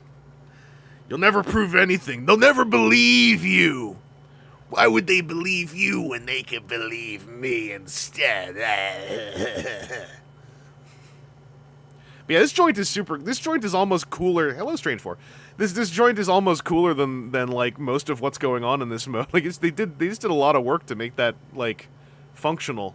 I kind of dig it.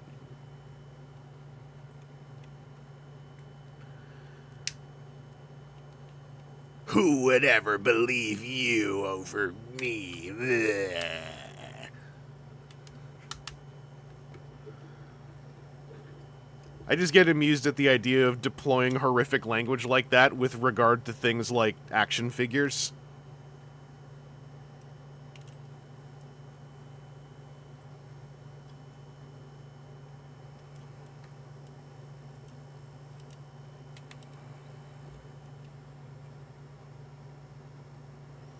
Chief editor at a newspaper, okay.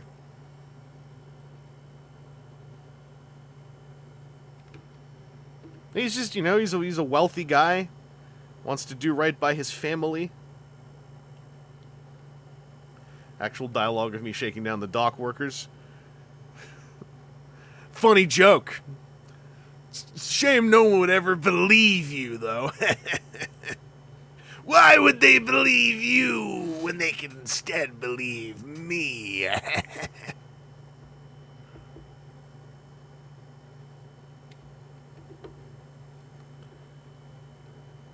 That's okay emoting, all things considered.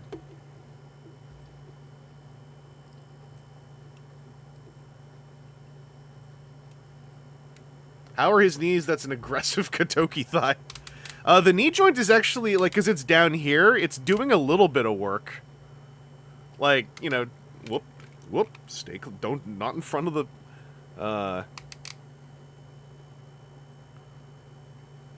obviously, yeah, like, he's more boot than leg. But it could have been worse. Like, the joint could have been up there, and I think it would have been way more, like, why is this joint even here? Yeah, the knee fin, yeah, definitely. The knee fin is helping with the visual.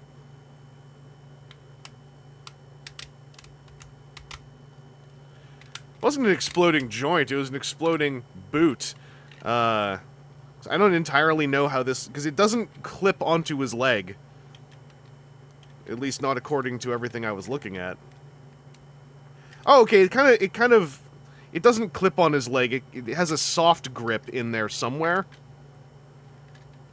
Oh, and you can... Because if I did it from here... Yeah, I don't feel it anymore. But when it was lower down, I actually felt the grip for a second. But then I, like, if you slide it in through the top, it just, like, sits in.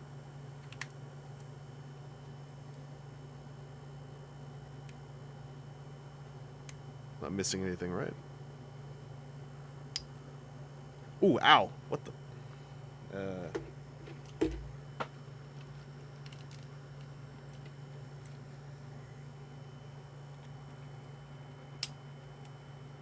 What's this?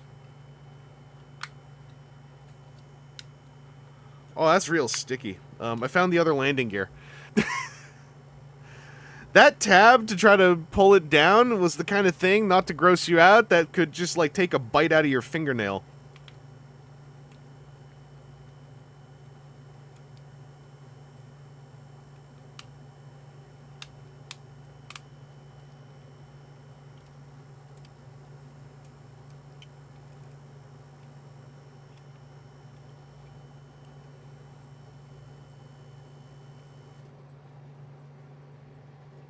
Should lift this up a little bit. Yeah.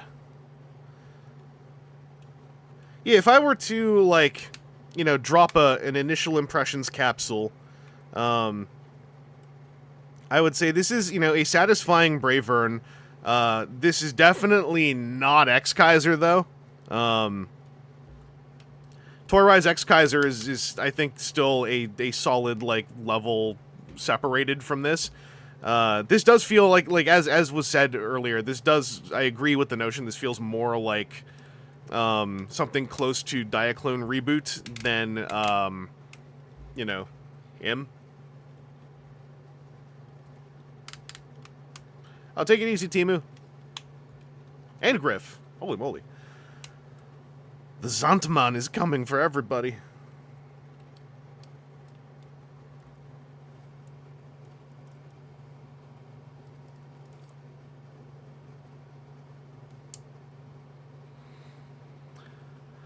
Yes, I did pre-order Dragon Kaiser. I have no idea if I will be able to make that work. I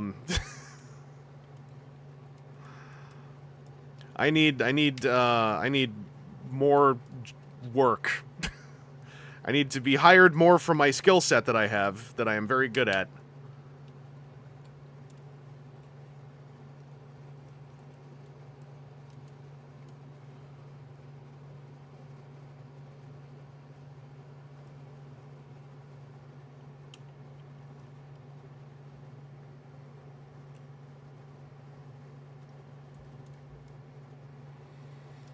See, this shoulder joint, these are the double butterfly that the shoulder is attached to, can do a lot of work. Because look at this. I just realized you can do this to get the shoulder out like this. And with these shoulder pads on, like, that actually is doing some work visually.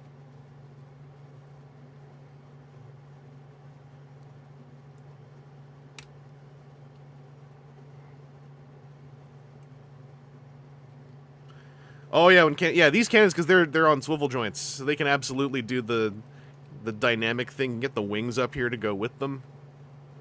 Like, that's some shapes. You know what I mean? Like, those are some shapes.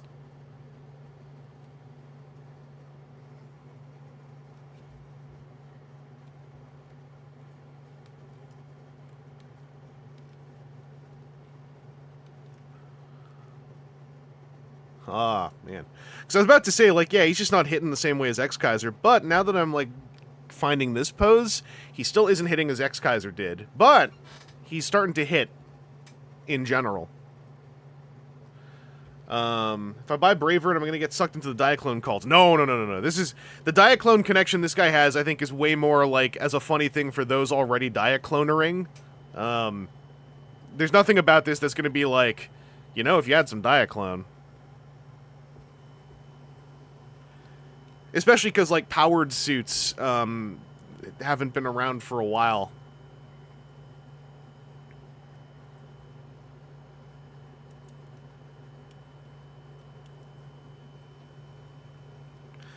I want to just quickly strip the clothes off of Bravern.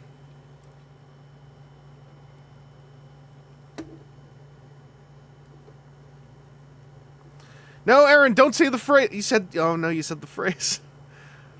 Whenever you say we aren't a cult, you know what that makes you sound like?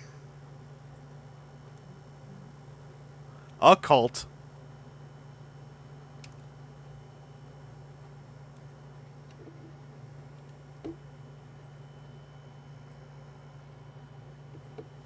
Oh, we're stripping Bravern live on stream.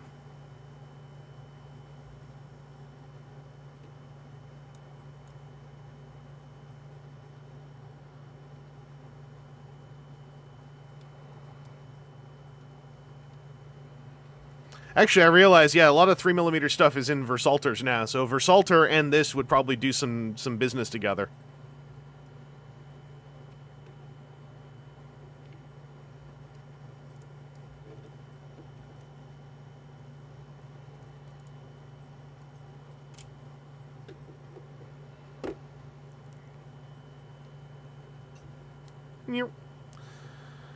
Sometimes it just shrinks, you know? That's what happens.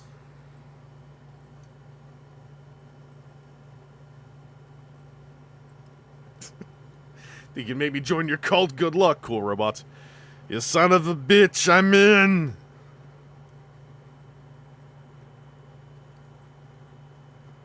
How did they attach this before? Again?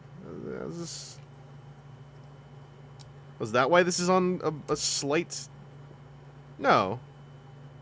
It's not doing the thing. Oh, wait. Okay, so you unlock that. You unlock those. Then this can tilt down to tilt this down like 1mm, which makes this more accessible. Kooky.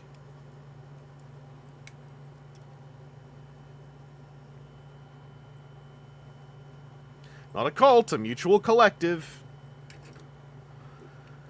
Sounds a whole lot like a cult, you guys. I'm not gonna lie. We're never beating the cult allegations. We keep saying it's not a cult. Yeah.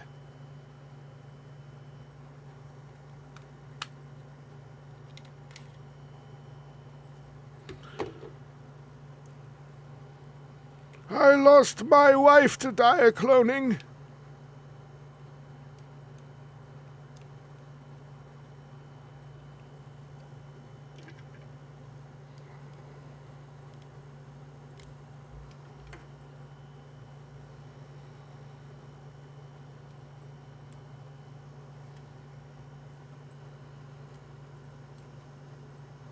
Did you sell her? Listen.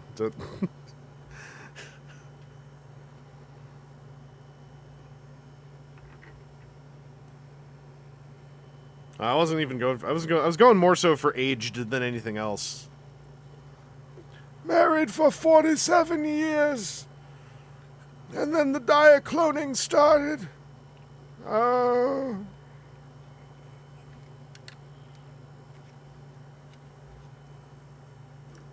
She didn't even remember our honeymoon. All she knew was every color variation of every Toyrise suit that was released in the early 2020s.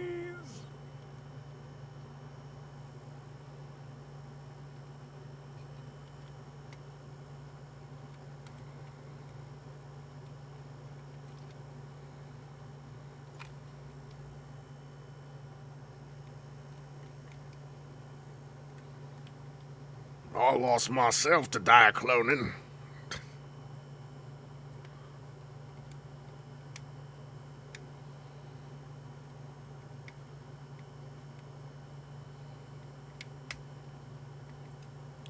It's hard for me to do the Ferengi without, like, some kind of horrific incel thing to read.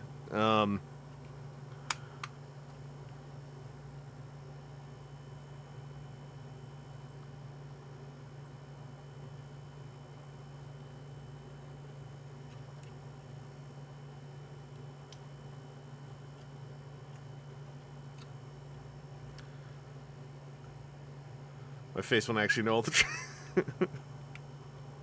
It was you! You took my wife!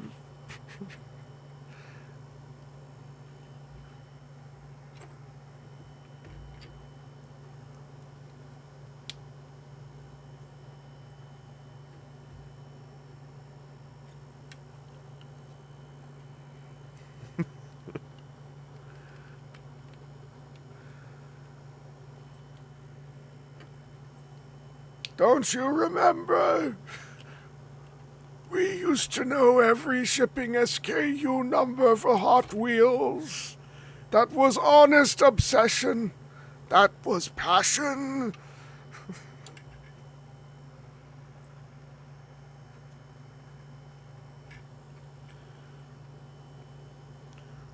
We used to be in it for the thrill of the game. Now you're in it for carnal pegging.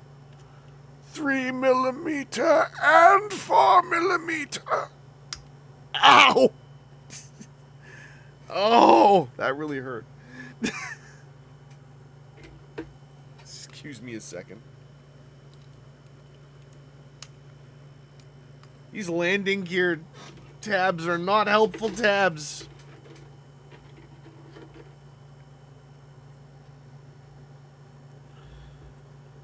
Alright, there we go. I got the landing gear down, you see? Right there.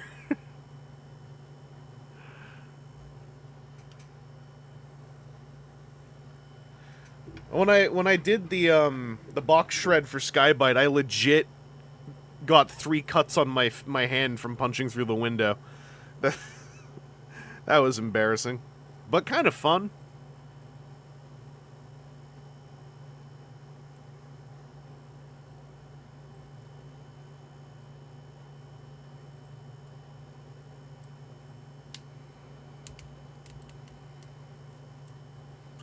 No sacrifice, no victory.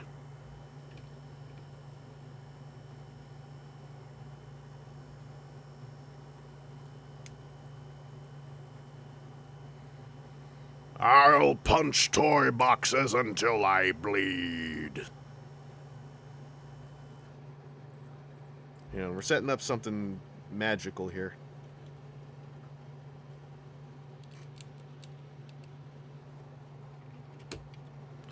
Work-related injury. Sadly, I'm a freelancer.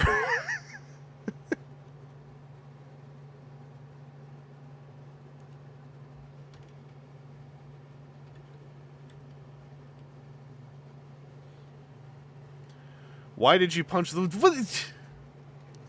For Springen, have you not been here for a box shred?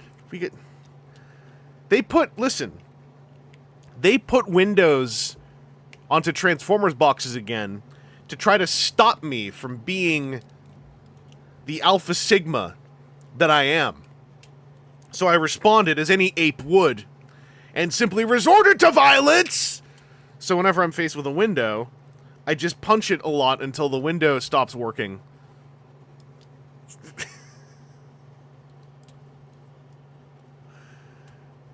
And then, you know, granted, I was harboring an injury afterwards, but it was worth it! Is that window? It's never gonna question who was in charge. Never.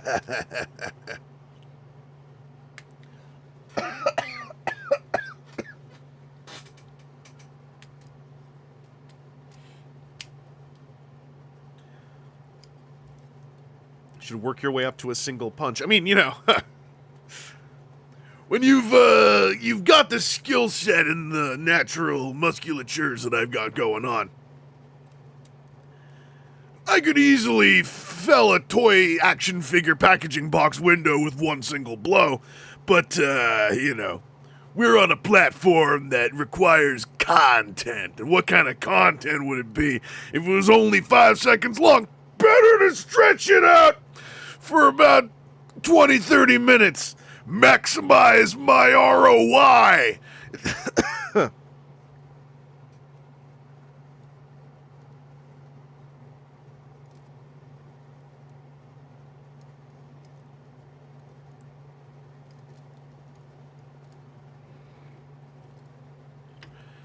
like, look at them! They go together! It's friggin' senpai! It's like, senpai! And it works, right? Because this is, you know, the older, wiser ex-Kaiser. Here comes tall, lanky Braver, and like, senpai! Let me handle it for you. And then, you know, when Braver is, you know, overwhelmed, ex-Kaiser's like, don't worry, I got this. And then, like...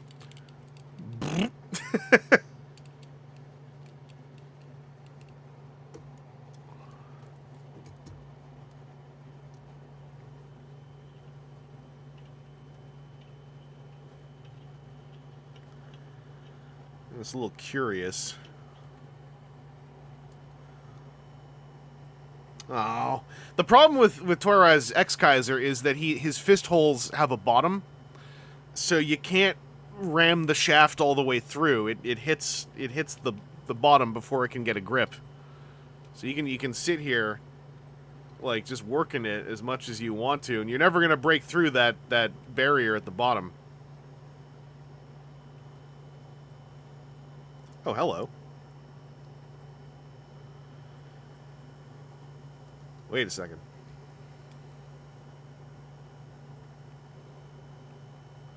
I remember these pop off too.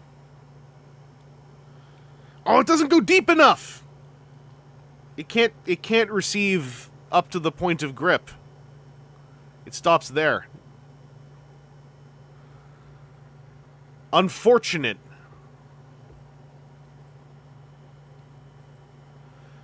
You can just pretend that his hand is hidden, though.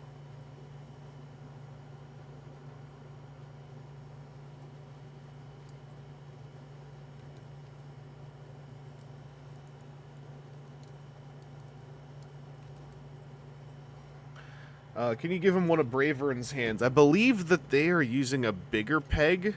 But let me take a look. Oh, wait, maybe. Maybe. Well, that's silly.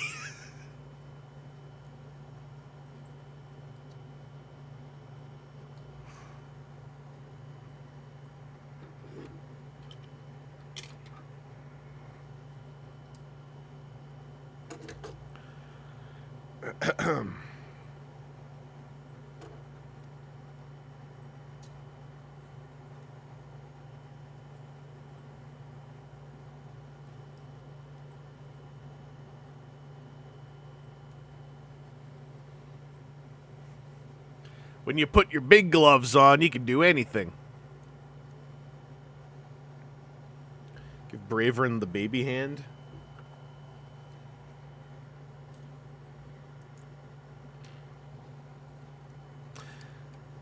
I don't know if I'm going to be able to get it back out.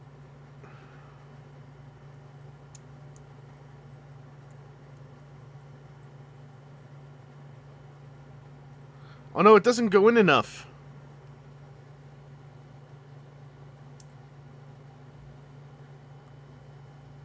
Oh, there you go.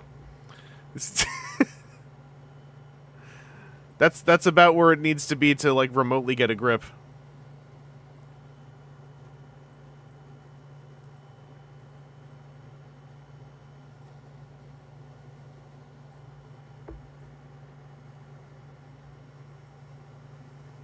So I can get it out by using science.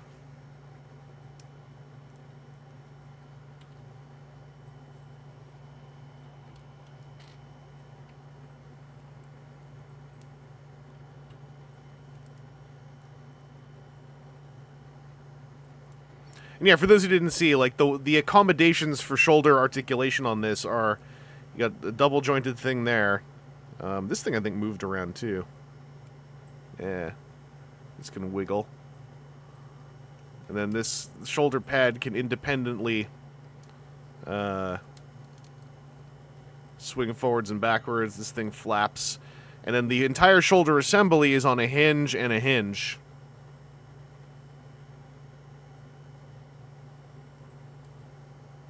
Oh, it wasn't... There was never a ratchet here. There was just raw friction. So that purring ratchet was just... Oh, no, it's still kind of there.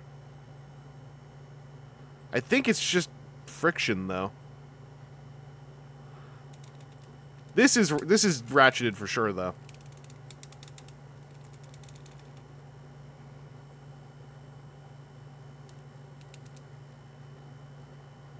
Can he thrust as hard as... Oh, no, he can't, because his torso joint gets a bit limited unless you actually, like, flip his shirt up.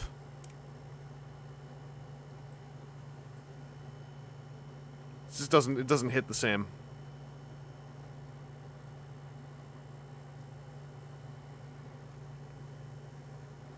Asymmetrical ratchets, I'm not really sure, but there are different ratchet feels. Like, this is a little bit more of a keyed ratchet. This is a clacky ratchet. That's a thocky ratchet. Zimman, yeah, we did do the gatai.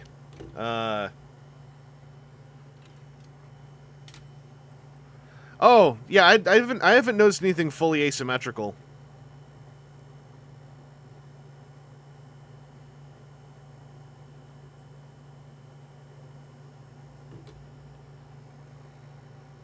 Like, I could gatai one more time. Like, why not? I need a sip.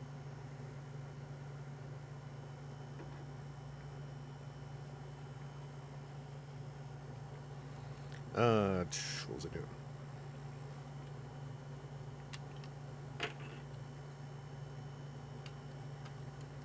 Now that I got a better sense of how everything works, I can get a little bit more bold.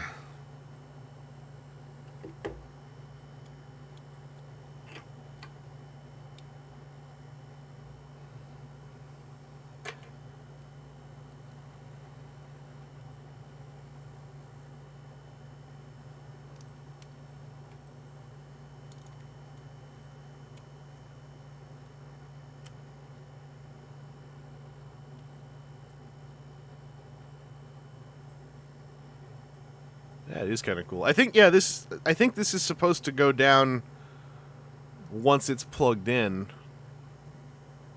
Oh no, there's room for it to go up too. It's just up to you. It's your preference. How much of this do you want visible?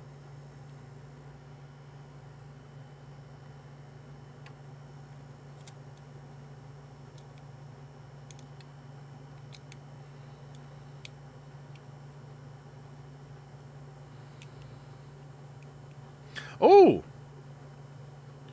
No, never mind. When you close the gold part, it pushes it down.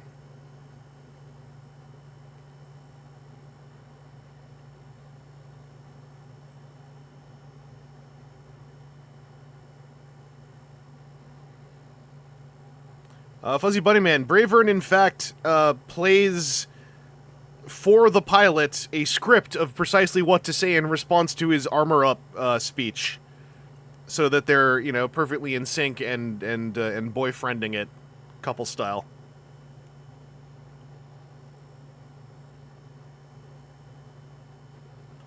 Bravern is also often playing his own BGM out of a speaker on his body and projecting a background out of his back of speed lines and stuff.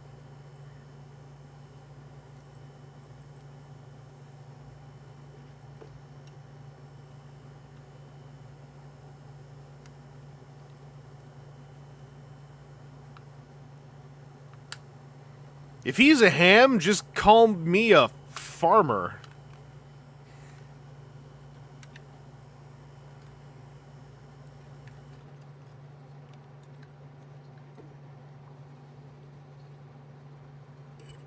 I never tell a lie about Bravern. He does all those things. He is very into it.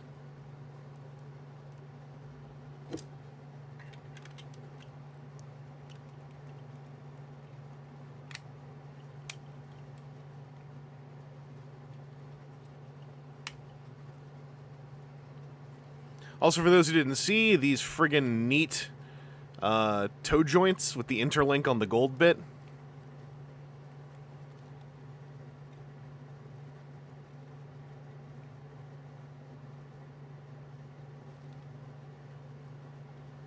Yeah, that's the big one right there.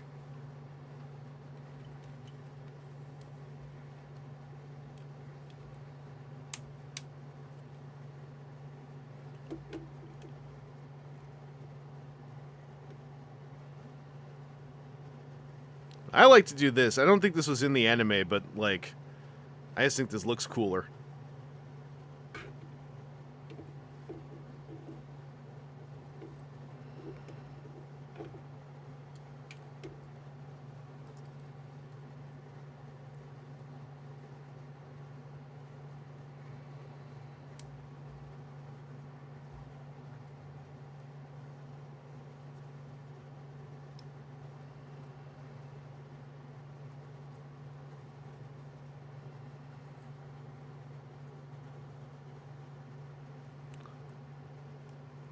Get him extended.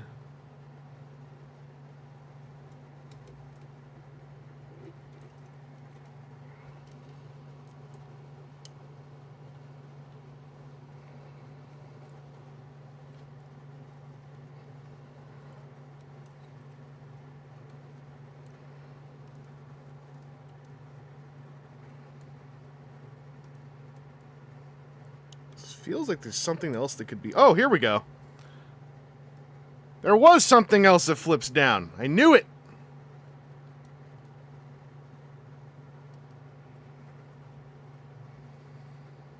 Yeah, so this cups the whatever that spot is underneath your waist.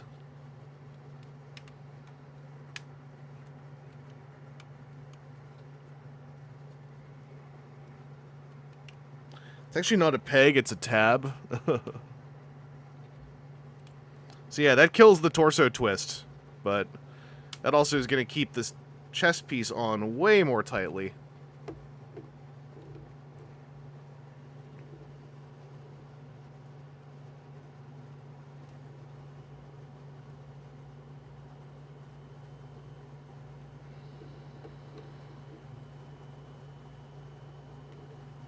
Ouch!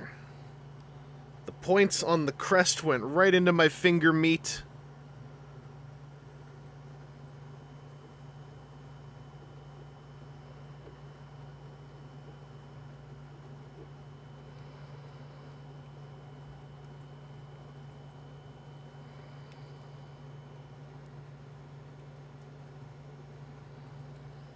And this part's the part I think is really cool, is then you can suck the shoulders and shoulder pads back in. Shoulder in, shoulder pad back in.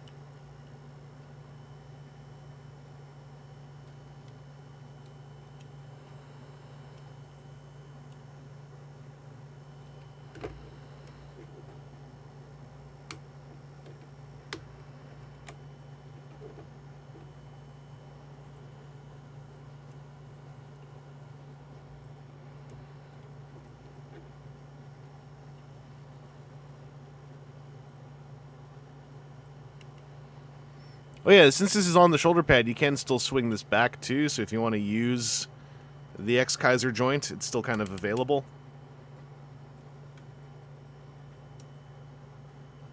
They're die-cast in this fella. I don't notice any outright. I think one of the Japanese YouTubers pointed out where they found the die-cast, but I don't remember where it is. So I think there's some on here, but it's very minor.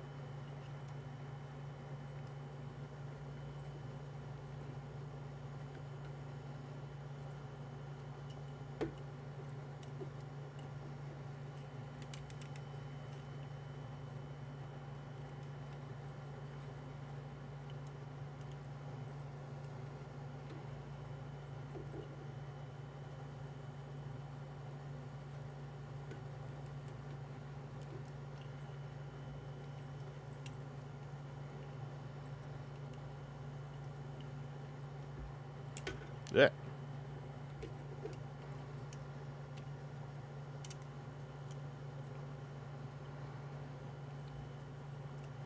And yeah, like I mentioned before, there's a lot of gain from all those internal shoulder joints because you can like tilt this back to really like get some chest thrust going.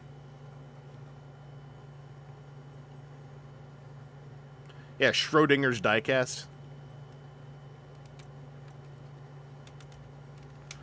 Yeah, gain. Ah! I fiddled with my Bravern too hard. I still don't know precisely how these boots are staying shut, because I've opened this one a couple times by accident, but, like, then it closes again.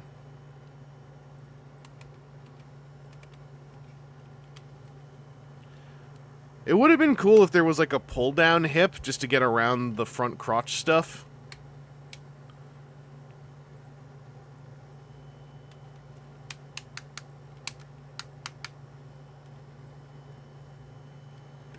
Bravern is keeping them shut himself free. It's true.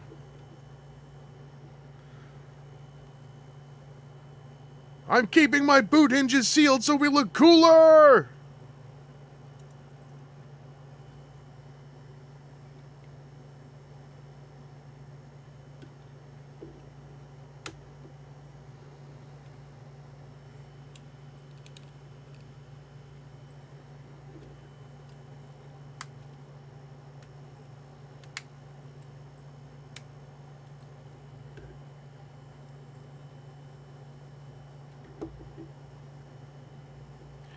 Yeah, the shapey is a good way to put it. The dynamicism I'm able to extract from fully armored burn bang burn bang bang burn Bravern is higher than I expected. Like he's looking pretty cool.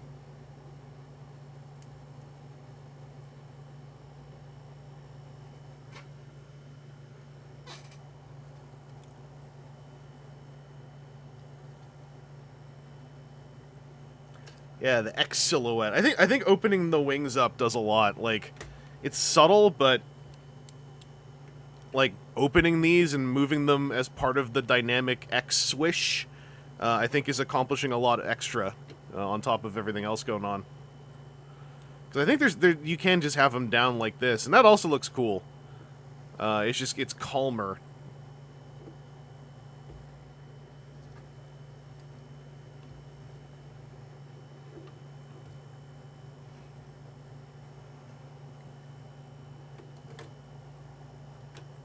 Yeah, I just wish this had somewhere to live.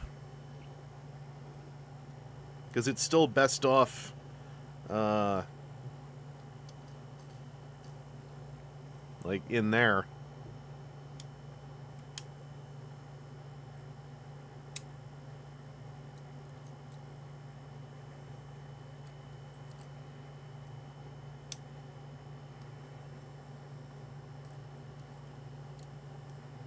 I wonder if there ever was, like, maybe a plan for a bigger display stand, because it does. This is what I would call something that feels like a legitimate oversight. Oh, never mind. There's a bigger. I forgot to do a step. That's why this is also feeling weird.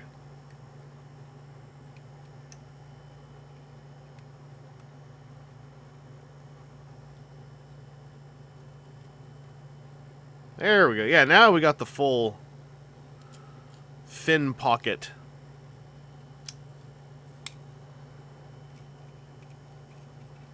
So yeah, I forgot to fill that in.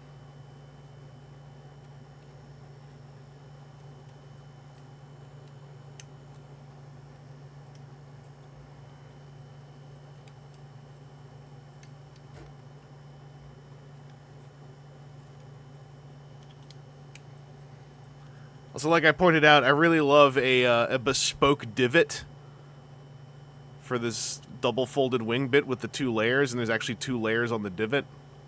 Oh, satisfying.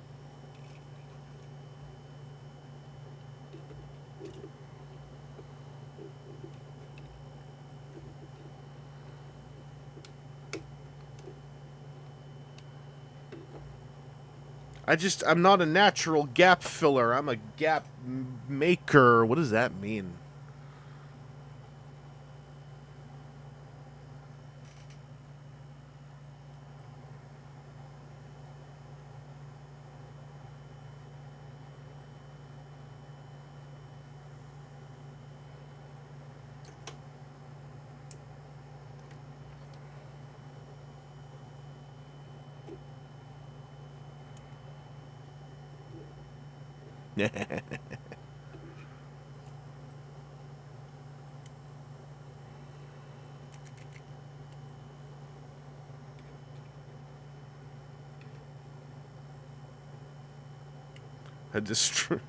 I'm a gap maker. What does that mean? I punch holes in things. Like toy packaging.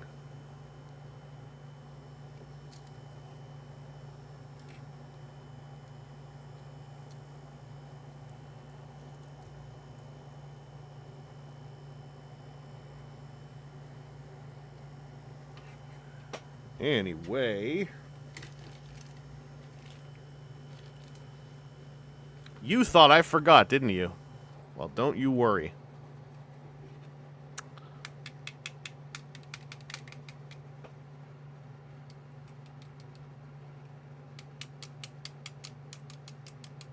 Firm! But louder. But firmer. Oh.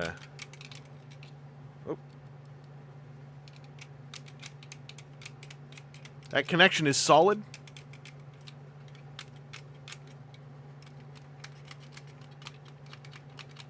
Yeah, it's staying attached. It's not coming loose. It's not ejecting. It's not recoiling.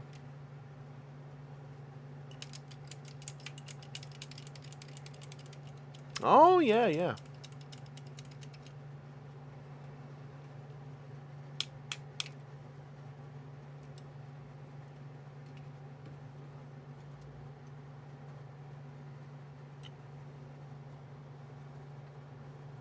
And we got to get the resonance test, obviously. Obviously.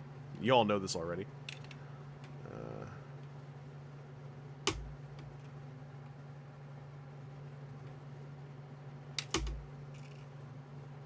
Ah!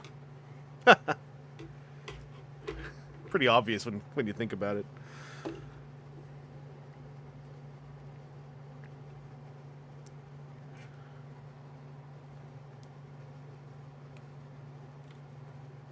What? There's no games. This is science. We don't play games here. This is toys. This is life.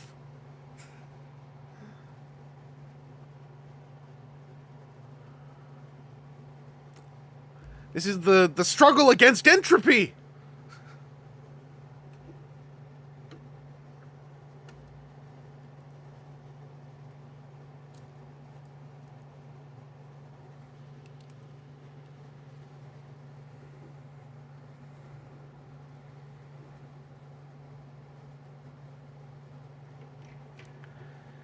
Yeah, it's a cool piece. It isn't. It still isn't like the rip-roaring, slapping the like button recommend that X-Kaiser was for me, but it's a pretty neat Bravern.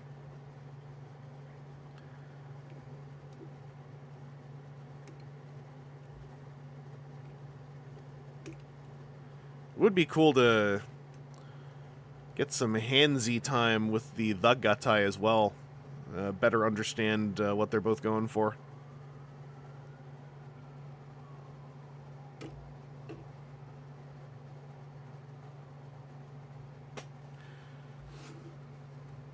Anyway, that's a great time for me to jump back over here and remind everyone, Van Jubilee is the Toy Hacks code for August, because it's the Jubilee of me!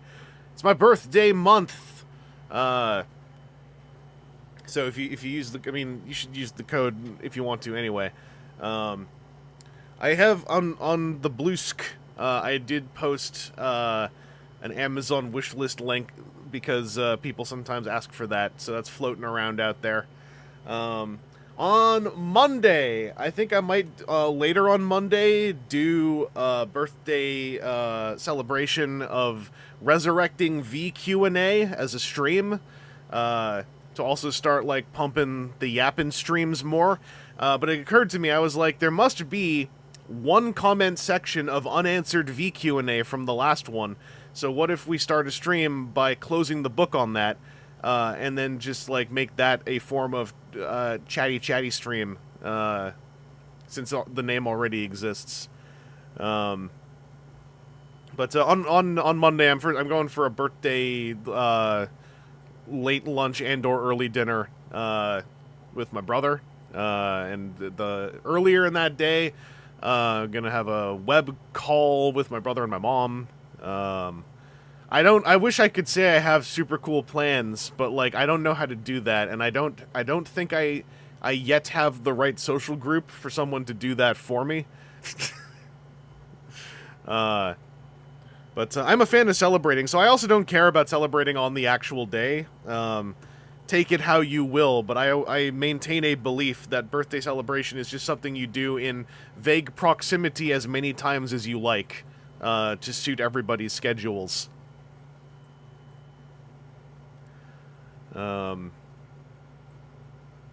But yeah, I wish I had more like exciting birthday things to report. All I can say is like I'm not caretaking at a cancer lodge this time.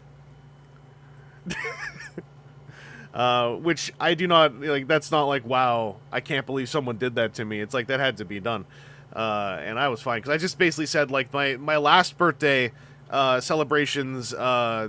I'm just saying that those are celebratable for the next, let's say, 5 to 10 years. However many times you want to celebrate that one, go for it. So this time it's just general malaise. Did you know Fan Expo is going on?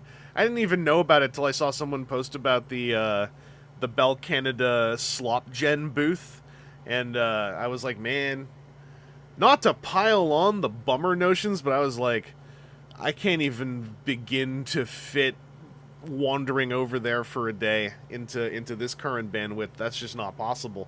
So my apologies if you are actually out there. I'm down to like not meet up at Fan Expo, but around it sometime if you're around after Sunday. Tomorrow in the afternoon, I'm going to be trying to go and play some Flesh and Blood crack shuffle play at a place that's a little bit far from here, but I was on their Discord, and they were like, we need 3 more or we can't fire the event. And I was like, I'll help fire it.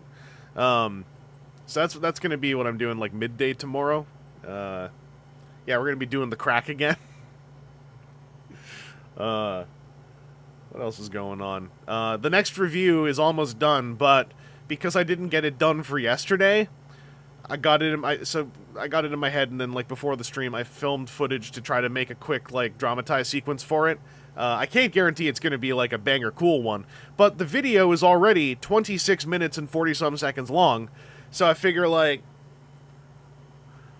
why don't we try throwing a bit in the front? I might just so the voices might suck, because there could be up to 3 voices, and I might just try to do all of them, and I'll just bust out the crummy old accents. And then, we'll see what happens. Any luck with Gundam cards? Nope. The local shops, a couple of them still have the assemble versions of the starters just sitting there for over a month now at, over 200% MSRP. And I'm kind of like, hey, I understand the phrase at market. I also understand you're all trying to start Gundam weeklies, and like 401 Games has had like 5 to 8 copies of each of all 4 starters in the assemble versions just sitting there in a pile for I think 109 to 129, somewhere in between there a piece, when they're supposed to be 69 to 59 a piece. And the people working at the downtown 401 are not the ones making this decision. That's why I'm also picking on them more, because I'm like, your poor staff have to sit there with this mountain of Gundam starters behind them in full view, with no price tags on them, and probably have to answer the question over and over again, oh, how much are those? Oh, they're over $100 each. Oh, but I thought they're supposed to be 60. Well, that's market price.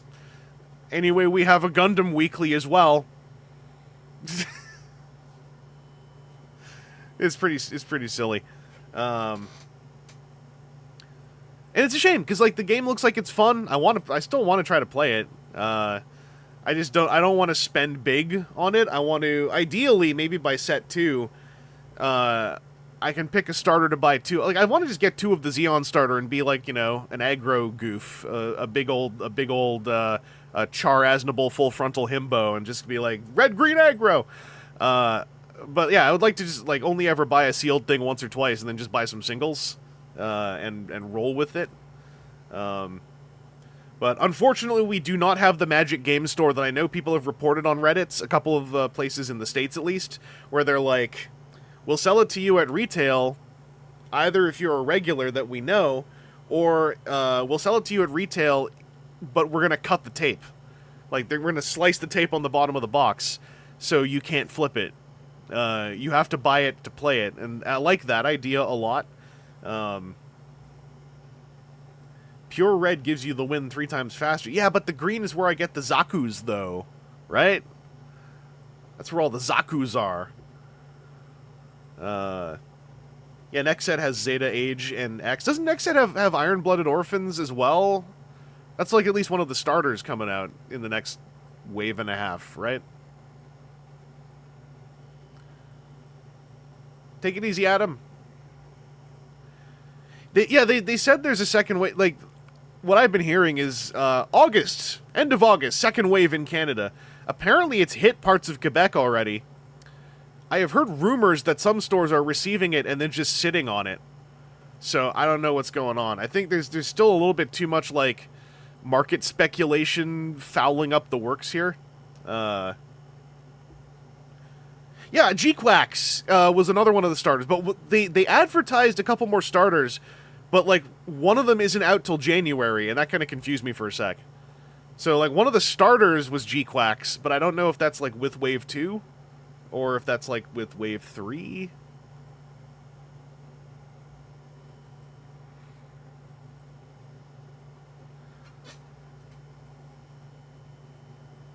How did Age cut the line this month? I mean, Seed is in Wave 1, right? And isn't that the meme?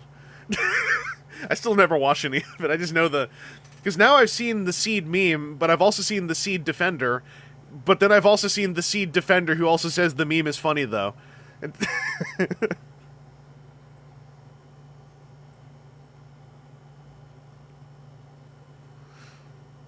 My outside time was at its limit. Yeah, I know that feeling. Yeah, the Gundam card game, it's another Bandai Namco, another Bamco card game, so the basic skeleton of its engine is similar to Digimon and One Piece. What is interesting about Gundam is it has a lot more token generation. It sounds like it's more of a mid-range game, and it's designed from the ground up for 4-player, because I think that they know Commander stuff hits. So it sounds like it's a really interesting iteration upon their existing game engines, and if they are building for 4-player from the outset, that gives me like a little bit of hope that they're not going to just go like bonkers power creep immediately, like Bamco apparently tends to do with its games. But yeah, it's similar to One Piece and Digimon in that you have like a separate resource deck that you can pull one in from every turn. What is really nice so far about the Gundam game, as I have been told, is that all their money promos and special cards are also not mechanically unique, and in fact a large number of them are special resource cards, which mean nothing, because your resource deck is just... It could just be like a stack of, like, what is it, 10 white cards that say resource, but a bunch of the chase cards are just resource cards that have a fancy Gundam picture on them, and a lot of the prizing is just alt arts, so they're avoiding what, as I believe it was Digimon was really messed up by this multiple times, where Digimon would put out promo cards that were highly playable and meta-affecting, so you would have to chase promos to, like, play good cards. I don't know if One Piece had that, but I know that was a Digimon thing that was told to me. It sounds like so far Gundam card game is entirely avoiding that, which is really, if they can keep that up, a very good idea. Instead, what they did is they went like a random subset of the sealed starter decks are God starters, where every card is the foil version, and that is part of what led to this nightmare we're in, where the starters are all being marked up enormously because a sealed starter could well be a God pack. But then it also came out that the God packs are weighable because due to all the extra foiling, they are actually heavier. Not human detectable, but on a scale detectable. And then there's like, oh, are the stores... It's all, you know, I guess GCG finance. And the bummer is that Gundam card game, much like Lorcana was, is a lot of people's first card game. There's a lot of people in the subreddit who are like, I've never played a card game before, so, like, how many booster boxes do I have to buy to get everything and stuff like that? And, you know, thankfully there were people going like, don't. If you like cracking packs open, just be aware you're gambling, and that's fine. Just be aware of what you're doing. But don't, like, buy 3 booster boxes trying to get the whole set. Buy, like, 1 for fun, if you can afford it, then buy singles. But it also means there are people who are justifiably saying, like, I thought this card game stuff was supposed to be fun. I can't find any, and now, like, the $8 booster packs are $15 at my local gaming store, and this all feels awful. Final Fantasy people who joined Magic with the Final Fantasy set, I saw thread posts that were very similar, where they were like, this just doesn't feel fun the way I thought it was going to be. I thought I could just go, you know, buy cards and rip packs and have a good old time.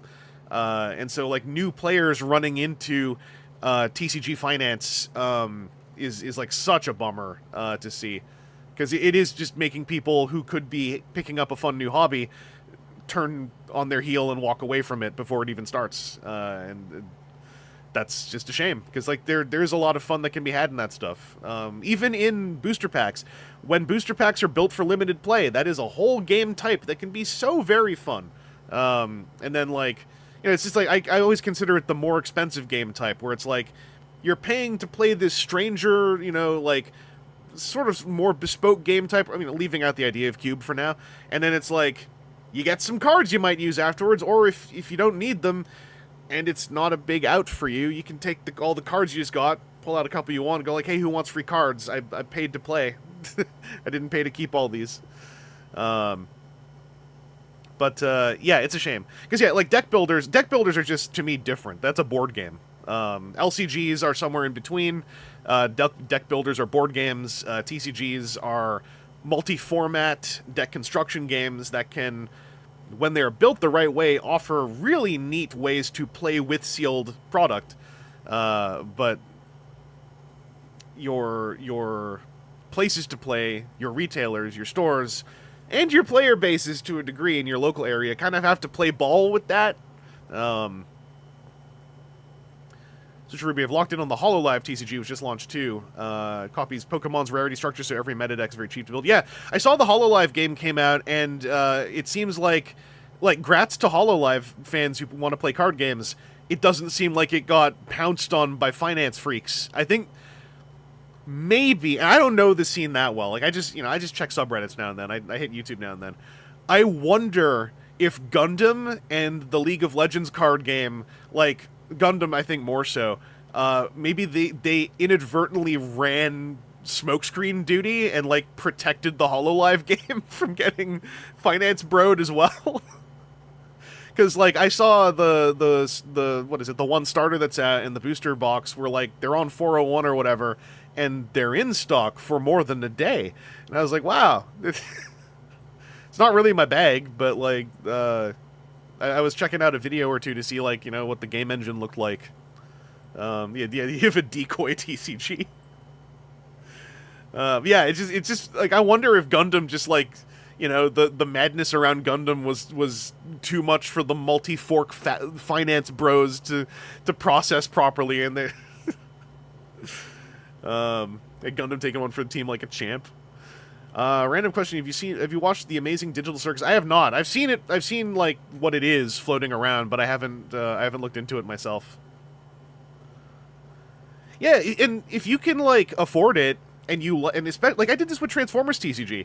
If you like HoloLive, and they have a HoloLive card game, and a booster box is not only within your means, but available, what fun! because you get to do like, and I don't know if they have a limited format, but even if not, you get to crack a bunch of packs for a thing that has stuff you recognize for, as far as I've heard, a game that functions. And like, hey, perfect. Like the old the booster box shred streams I did way back when Transformers CCG WotC was still alive. Like, it was fun because I could just like ramble on, try to deduce the function of cards, relate them to Transformers, because I know what a Transformers is. Boulder, kind of a colossal fumble by the Finance Bros. Seeing how much those Vice Schwartz VTuber cards. I wonder if the Vice ones also, like, because the HoloLive game itself, being a game, was something I didn't understand at first, because I was like, isn't that a Vice thing? And it's like, no, it's its own game. And I was like, huh. And I wonder if maybe like it threaded the needle just enough. So it could just exist as a game for people who care about it, right? V Royale Set 2 will happen eventually. Was that the Vice one, or is that something else? I don't mean that as the joke of like, there's so many card games, but like, my algo right now feeds me a lot of like different card games on a starter level, because I was like reintroducing myself to Flesh and Blood, looking into Gundam, etc. So I know there's a bunch of stuff floating around. I still want to find the friggin'... I want to find, in English, in Canada, the Ultraman card game, because I heard that thing plays okay, but as far as I know, that didn't come out here. And the Godzilla card game is floating around, and, like, all due respect, I want Ultraman, I don't want Godzilla.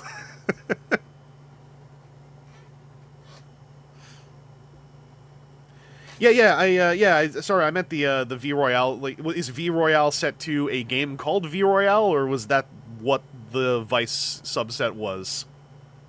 Because I know there's like 3 general starts with the letter V VTuber card games, quote unquote, floating around to varying degrees of quality. And I don't know necessarily what Canadian distro is like on all that. Is V Royale the Vangelus Battle Royale? They stole my branding! Again! Mr. Turtle, I've only seen the Ultraman card game at a con earlier this year. Yeah, the North American distro, for all the bluster about, like, simultaneous worldwide launch on the part of that game, I'm not seeing it over here.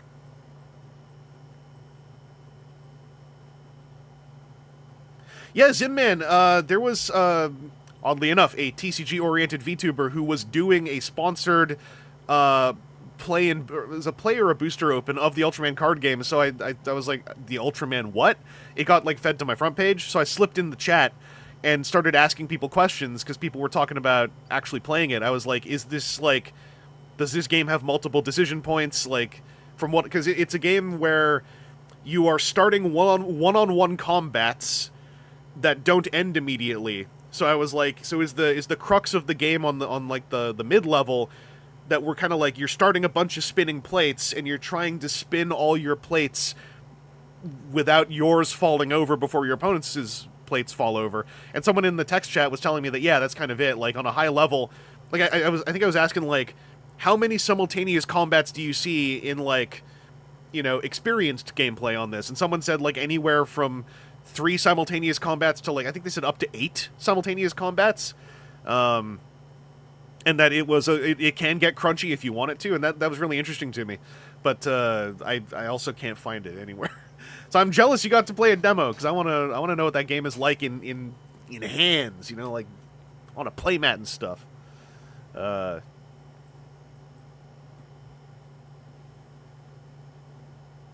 Oh yeah, V Royale. That's the one. So that's the one that's similar to another game, but is mechanically sound.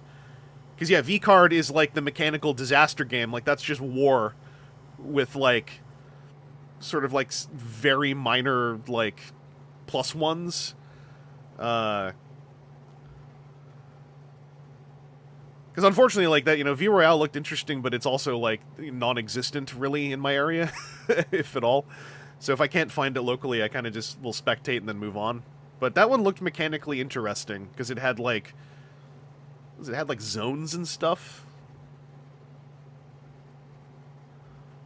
But the Ultraman card game, I thought that would actually, it's not Toei, but like the nature of it being I play combatant and then debuff the combat they're in, play another combatant to start another combat, buff, debuff, etc. I felt like that would be very suitable for something like Kamen Rider, or even maybe Super Sentai. I think should be more team oriented, and I think Super Sentai TCG should be team oriented, and much like Heroes of the Grid, I would kind of do this as to like how much to work in the robot side of it. To be honest, like that might be too much. Zords maybe, but the Megazord would need to like the board game. The Megazord would probably just need to be like, a big red button you push once, not like a whole other system. If they make a Kamen Rider card game, it wouldn't even make it out of Japan. True, but It would be neat if there was like a clearly Kamen Rider inspired hero versus hero card game. That would be kind of neat.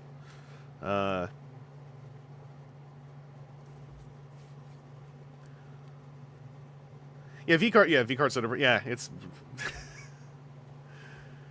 it's fine if you just pretend it's not a game, is my understanding. And having heard they had a second set come out, I was like, oh, I wonder if the gameplay is any better. So I checked briefly, did a little YouTube search, tried to sift through 5 million box openings, and from what I could piece together, there still ain't really any game there that isn't just War, but you can do +1s.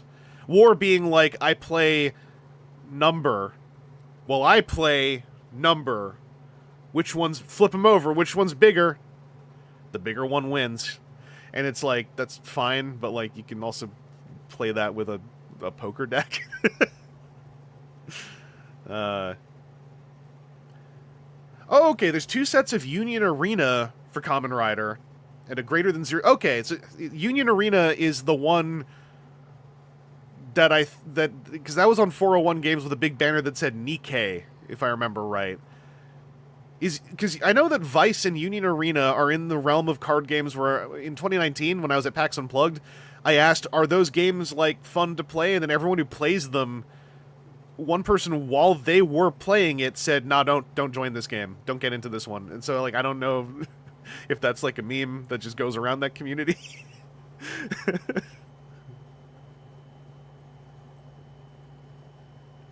Yeah, Zimman, I was curious if I was asking, my question started off with, like, tell me Ultraman Zed is good.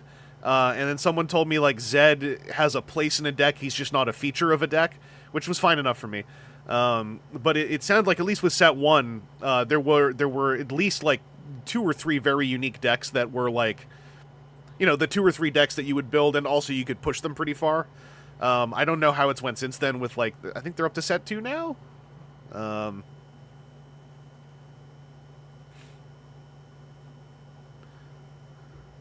Okay, yeah, like, my understanding is, like, Vice is another one where it's, like, you have to sift through the aesthetics to, like, you have to do, like, a fair amount of work to find out what the game is, in my experience.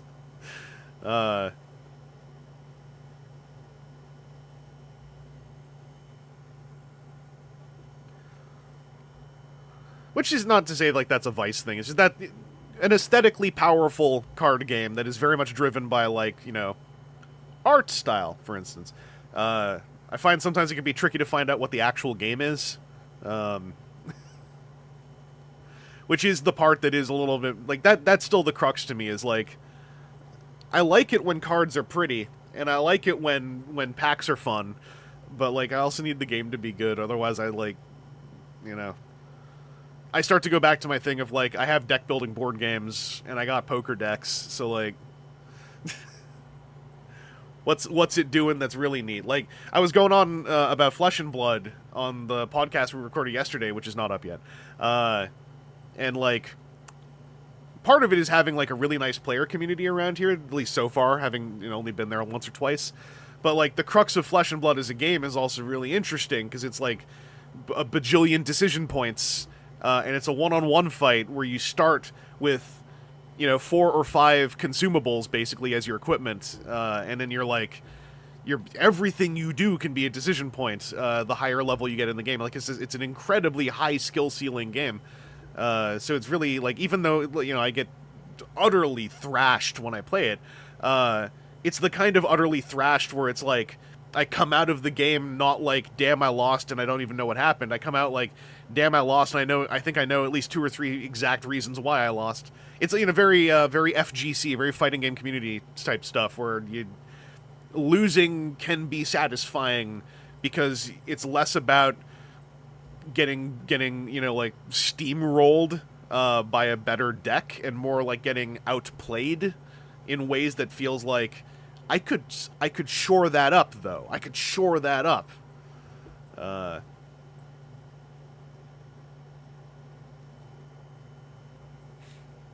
Yeah, like Boulder said, like, you know, Vice does have its reputation, right? But yeah, okay, Ruby's saying Vice is a game I open packs of occasionally. It's neat to have trading cards of anime I like. Yeah, that's kind of the sort of how I was alluding to with what I've seen of V Card, where it's like, the part where it's a game seems like a footnote. Although it sounds like Vice has like more mechanics than just my number's bigger, so that's a good thing. I've also heard, I saw earlier, Connor, yeah, the same thing about Yu-Gi-Oh! There was a period where someone told me you have a chance to enjoy the good part of Yu-Gi-Oh!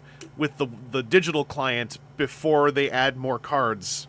But then, like, I was, you know, too busy. It's neat, because every time I see Yu-Gi-Oh! I'm like, there's bits of its mechanics on the base level that seem really interesting, but, like, the entire game has leaned its identity so hard into, like, outperforming itself that, like, I don't know. It seems so stressful. Yeah, Flesh and Blood has its own version of finance, but, like, it feels, I don't know how to put it, like, it's not based on someone buying out the entire stock. It's just more like there are rare cards that are desirable mechanically. That is honestly, like, the biggest problem, I think, with Flesh and Blood. Although I would make it interchangeable with 1 or 2 other things, but, like, one of its biggest problems is in Flesh and Blood, the most expensive cards in the game are also the best cards in the game. So, that doesn't play out the way it does in Magic, in that it's not so much a pay-to-win game, because if you spent over $1,000 building a deck that just won a Worlds or something, right? You would probably still get your ass kicked if that's your first, like, month of playing the game. Flesh and Blood does not, to my knowledge, really have autopilot decks, or, like, it has high roll, like, you know, trying to draw certain thing decks, but, like, it's not, like, to my knowledge, it's not a game that you can just, like, spend $1,000 to $1,500 on 60 cards and then sit down and start winning. But unfortunately, like, when you get to a high enough skill level, those decimal points, right, start to get eked out by expensive cards.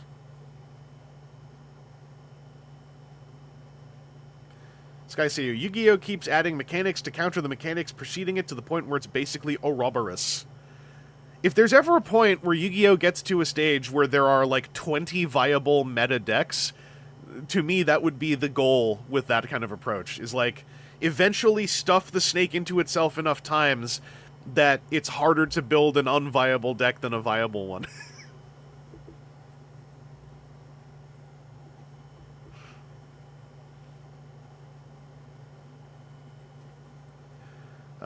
That's also, not to keep going on, but, like, that's another thing I've been enjoying about actually playing Flesh and Blood, is that it runs different than a lot of other TCGs. So it's, like, it's a slightly different brain space, I find. But that's also, like, just the handful of characters I've played. Like, it's got a bunch of characters. You pick a character to be your deck, and then, like, much like a fighting game, some of those characters can be your, like, little roster of 3 mains or whatever, and that's all you ever use. And there's going to be, like, 15 to 20 characters that you never actually play yourself. You just witness them. It's very interesting, very interesting. I wish Flesh and Blood was more commonly played in an accessible way. Because the engine of it I find very fascinating.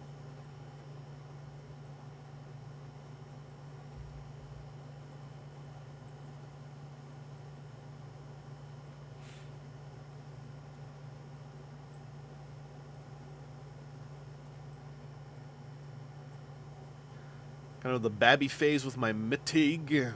Got into a year ago, off and on played. Are you just playing like just like funsies 60 card like 1 versus 1? Because like that is kind of low key. That is sort of like one of the most beautiful places with Magic, I think, is when it's just like y'all got some cards and you're just playing 1v1. Like, I like Commander a lot, so that's where all my cards live. I don't really have this. I don't want to spend the money to make something 60 card.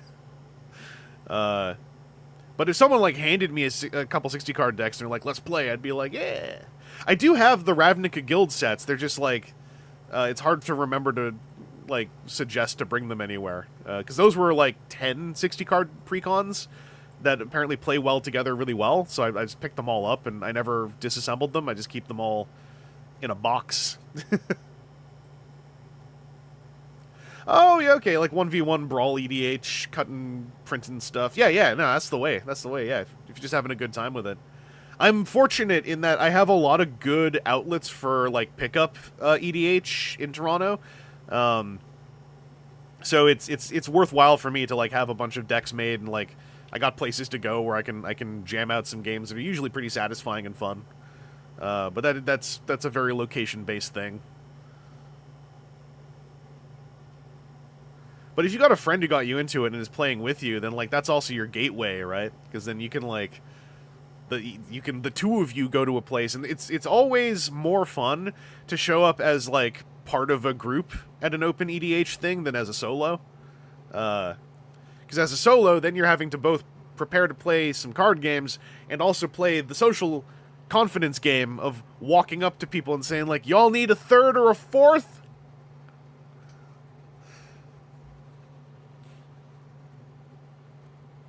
Freak of nature gimmick decks. It's interesting to keep in mind all the different mechanics and stuff. Yeah, yeah. That to me, that's part of the fun of card games when it's like it's less about like I just want to have a good time and I want to have my brain twiddled. I want to have decision points and see mechanics interact in neat ways. Looking forward to Toyrise Genesic. I really hope I can squeeze that in. I'm really interested to see how it feels though, like how it turns out. Because that's going to be the start of their little trilogy, right?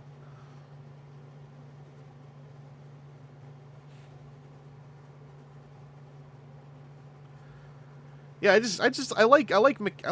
like the mechanic side of a lot of this stuff. Like it's just satisfying. Something I got to do with my Transformers cards. I need to take apart all the decks I've had sitting in a box for ages and like just put all my cards into a big organized file again, because they are kind of, but with tons of gaps from all the decks I've had sitting around for ages. I gotta do the pull it all apart and organize it and stare at it thing again. That's what I did with my Flesh and Blood cards before I got going again on the game. It was like, take apart all these commoner decks I made and then blah blah blah, and then like look at what I got, and then like look at what people do and proceed forward. I'm saying trilogy so I don't curse it, because like I want them to do Gao Gaigo, but like if I curse it, they're just gonna do replicant Gao Gaigar, and we're all gonna be like,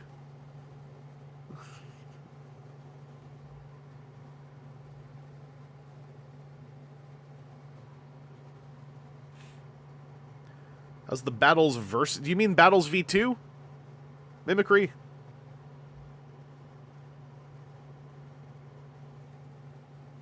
Because it's going. It's, I'm over all the hard humps. I just made a new one for me, because I want to do a dramatized opening. So I shot the footage for that, this afternoon. Now, Boulder, I feel it. Like, I can't, like, just say, like, definitive, like, I'm getting all the Toyrise stuff, because, like, I'm hella poor. And then just, I'm hella poor, and I'm not smart enough to just stop engaging with lots of things.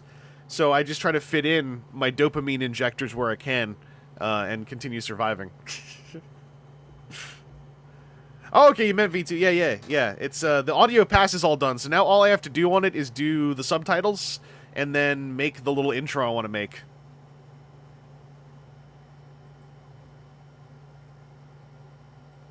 Yeah, Ruby, Flesh and Blood is like, that's one of my other biggest problems with it from afar and more so as a property than a game is Flesh and Blood has struggled since it was invented to have clear, accessible intro points. Because they had the intro deck.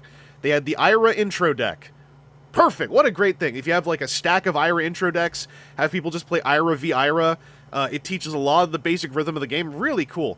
But then they kept going like, from there, you should play Blitz. And then I went through that with some local friends. I made a whole bunch of Blitz decks. And the thing about Blitz is it's the one where it's smaller decks and half starting life. But you're still allowed the entire card pool. So the game running at full power with like half stats and you're all beginners meant that we'd play Blitz games where it's like on occasion we had a no TK happen, and it just like made, you know, at least one person or two people kind of go like, I just don't get this. I think I just don't like this game. Is too hard. It's too explosive. And it was a year or two later when I was like reading the subreddit again, and I kind of caught on that was becoming a sort of a not a critique, but it was like a part of the player narrative, right? Is that like they say start playing Blitz. Instead, try to borrow someone's classic constructed deck, because the real game is 40 health, 60 cards. At that pace, the game makes more sense. Blitz apparently is getting better, but they invented Commoner, which was commons only and rares allowed in equipment. Commoner, I was like, this feels like some heroes just don't work, though, and apparently that was the case. And it was apparently just a little boring with commons only. So there is a format that was player originated called Project Blue that is being picked up officially as Silver Age next year, which is commons and rares are allowed, so no legendaries or majestics or whatever. But there's also an expansive, not huge, but very specific ban list of within the commons and rares, what are the cards that everyone will always play generically, and those are all banned. So you have to go with weird picks. Otherwise everyone would use, for instance, red Sink Below. Every single deck would have two of that as a blocking card. So Project Blue, I'm building 4 decks for it now, because rares in Flesh and Blood are usually not that expensive. It's like commons are like 10 to 25 cents, rares are 50 cents to $1 basically. So I'm building 4 Project Blue decks right now, and I'm gonna try to convince some local friends to jam those with me. But there's also one store that's trying to do Project Blue nights. I just hasn't lined up for me to make it there yet. Oh yeah, Fab still does that, the Living Legend system, but they keep altering it to try to. Basically, what happened? They created an intro character called Aurora, she was in a First Strike deck, which is like their, as far as I've been told, their best intro system they've ever done. It's still around. It's 2 Blitz decks, but they're very simplified and balanced to play against each other really well. So Aurora was a Lightning Rune Blade who was in one of the First Strike decks. Then she was in a Blitz Precon deck, and then she had an Armory deck. And that Armory decks are like the best Precons they've made. Those are for the 60 card format. So they made an Aurora Armory deck, and it was like, wow, like this character's doing really well. She was in fact too good. And she Living Legended herself within 8 months of existing. What they're trying to do with Living, like the idea of it I like, which is that if a character keeps winning, eventually they move themselves out of the main format and into the Living Legend format, along with their signature weapon. And then the idea is they eventually will make, within a year, a new version of that character as a character card, so you can keep using all their specialization cards, and then their whole card pool in the meantime ideally goes to a different character. But, you know, it doesn't play out perfectly every single time. Right now, the main character I'm on is Dorinthia, who's a warrior from the beginning of the game, who has, like, she's basically like a skill check character with a fencing style of play that I think is really cool. The upside is she's a generic warrior, so if she ever does Living Legend, which still kind of seems unlikely, I would lose out on some cards till they make a new Dorinthia, but a lot of the warrior cards that are like the good ones are shared across the entire class. So I could easily probably pivot to like Kasai. Kasai is interesting to me because she's got a whole thing where she creates coins for herself to spend to get mercenaries as like token characters on her board, which is kind of fun. Yeah, the pirates are the pirate guy, Gravy Bones, the pirate necromancer, is the one who is doing the Aurora thing, where like he debuted and now he's won 2 high-level tournaments in a row. Part of it is because like a lot of high-level players leaned in on the deck, because apparently, I don't know this that well, but apparently board state decks mess with people real bad in Flesh and Blood, and that is what necromancers do, is they create a board state of allies, and apparently illusionists did that before. So apparently in September, that's when, if they do ban anything, it would be in September. So there's big debates now of like what's one card they might ban from Gravy Bones, if any. But there's also debates about whether he requires a ban. Perhaps he is simply just too new a character, because he literally just came out and all the high-level players decided to play him instead of play against him. It's an interesting conversation. But yeah, I do think the game is very cool. And I think Project Blue is a very neat way to try to get into it, because if you're in the States, I think a Project Blue deck is usually like somewhere between $10 to $15 to put together with singles. Get my buddy and just get the pirate deck built before that. So they put, basically, the newest set that came out a few months ago is called High Seas. It introduced the pirate talent, which is like the word in front of the character class that sometimes happens. So it debuted 3 characters. There's a pirate necromancer, which debuted necromancer as a class, and then there's a pirate ranger and a pirate mechanologist. So the set encompasses 3 pirate characters, basically. And then there's like a hidden 4th pirate, but he's only for like small formats. So that set has kind of been dominated by people trying to build for Gravy Bones, but apparently Puffin, the mechanologist, sounds like she's actually pretty solid.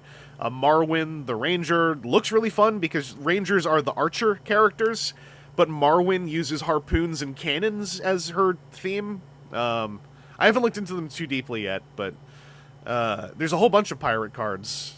So you got at least 3.5 pirate characters you could play if you think pirates are neat. I don't mean to speak so confidently. I don't know a lot about the game. I'm a newbie. I'm an off and on newbie ever since 2020, basically, who's only just now really starting to try playing it again. So I've listened to lots of people talk, is where a lot of this is coming from. But there's a new set coming out next month called Super Slam. It's a pro wrestling themed set with Guardians and Brutes. And that one looks like it could be pretty exciting. That's got an armory deck coming out for, I think her name's Pleiades. And it's introducing a new talent, which is Reviled and Revered. So there's like Reviled Guardians and Revered Guardians. And it's all very like, you know, it's extremely pro wrestling themed. Like, it's really funny looking. There was a card that I think is really funny. I've been posting it over and over again. I gotta go find it. I'll show you the card, and then I'll make myself stop.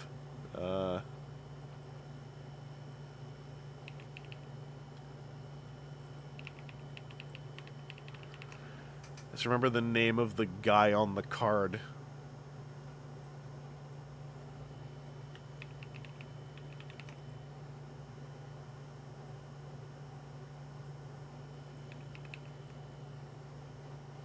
Right, the card's called Spew Obscenities.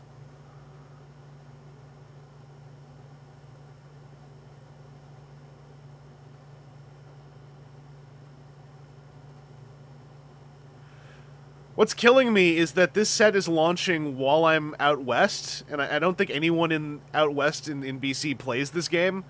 So I'm like stuck, because I'm like, I want to do a pre-release, but they're all happening here where I'm not.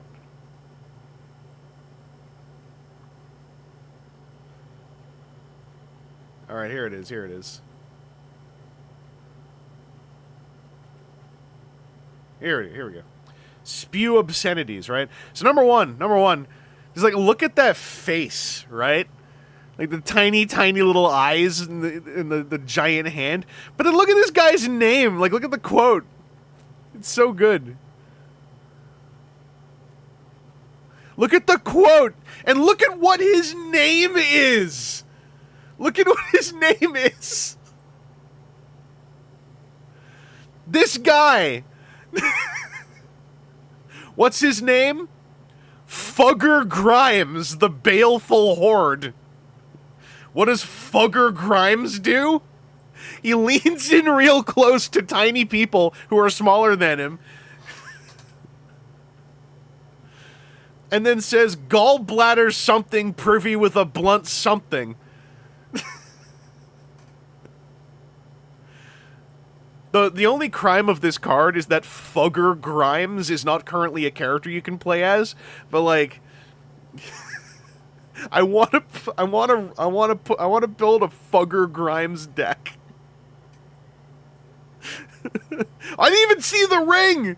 And look at the ring. The ring's way too tight on his pinky. This guy just looks like an absolute piece of garbage. Like he smells wet, and he.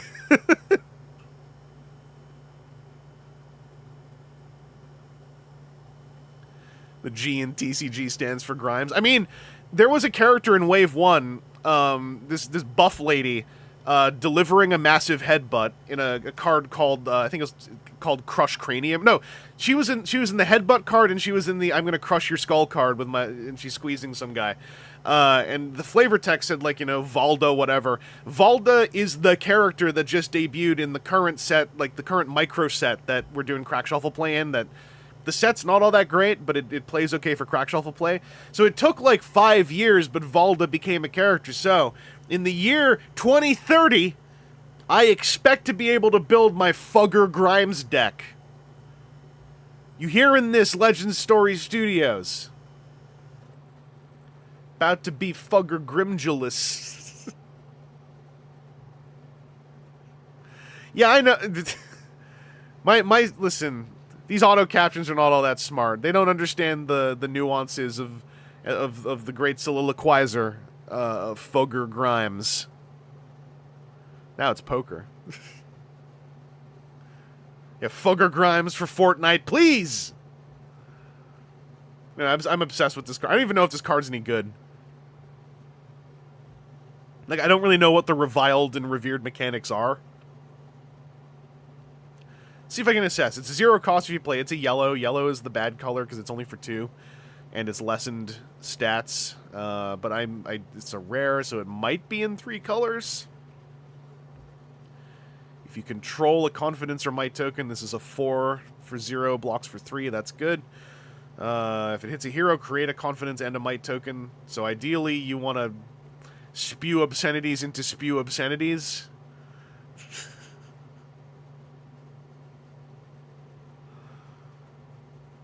Look at this guy. He looks so cool.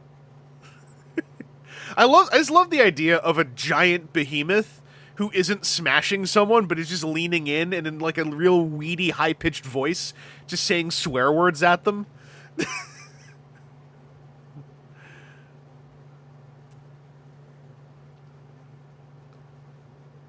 And in that way where they're not enunciating right, because like when like an 8-year-old says a swear word and like they're worried someone's gonna hear them, so they kind of trail off a little bit on the front and or back.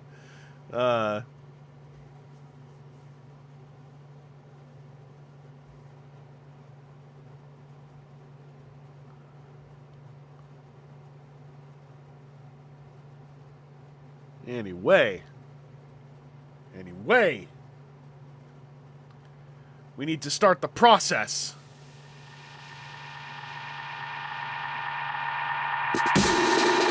Hey, thanks for watching the stream. It was real fun opening and making Gay Robot. I will catch you all maybe on Monday. Ideally, we'll see if I have the brain for it on Monday. But on Monday, I would like to do a BQ&A, Resurrection and Renewal. We'll catch up on, I guess, 10-year-old questions. And then just have a little chat or something for a bit. But hey, take it easy out there. Thanks for tuning in. Have a good Sunday when it hits you. And yeah, I don't know what else.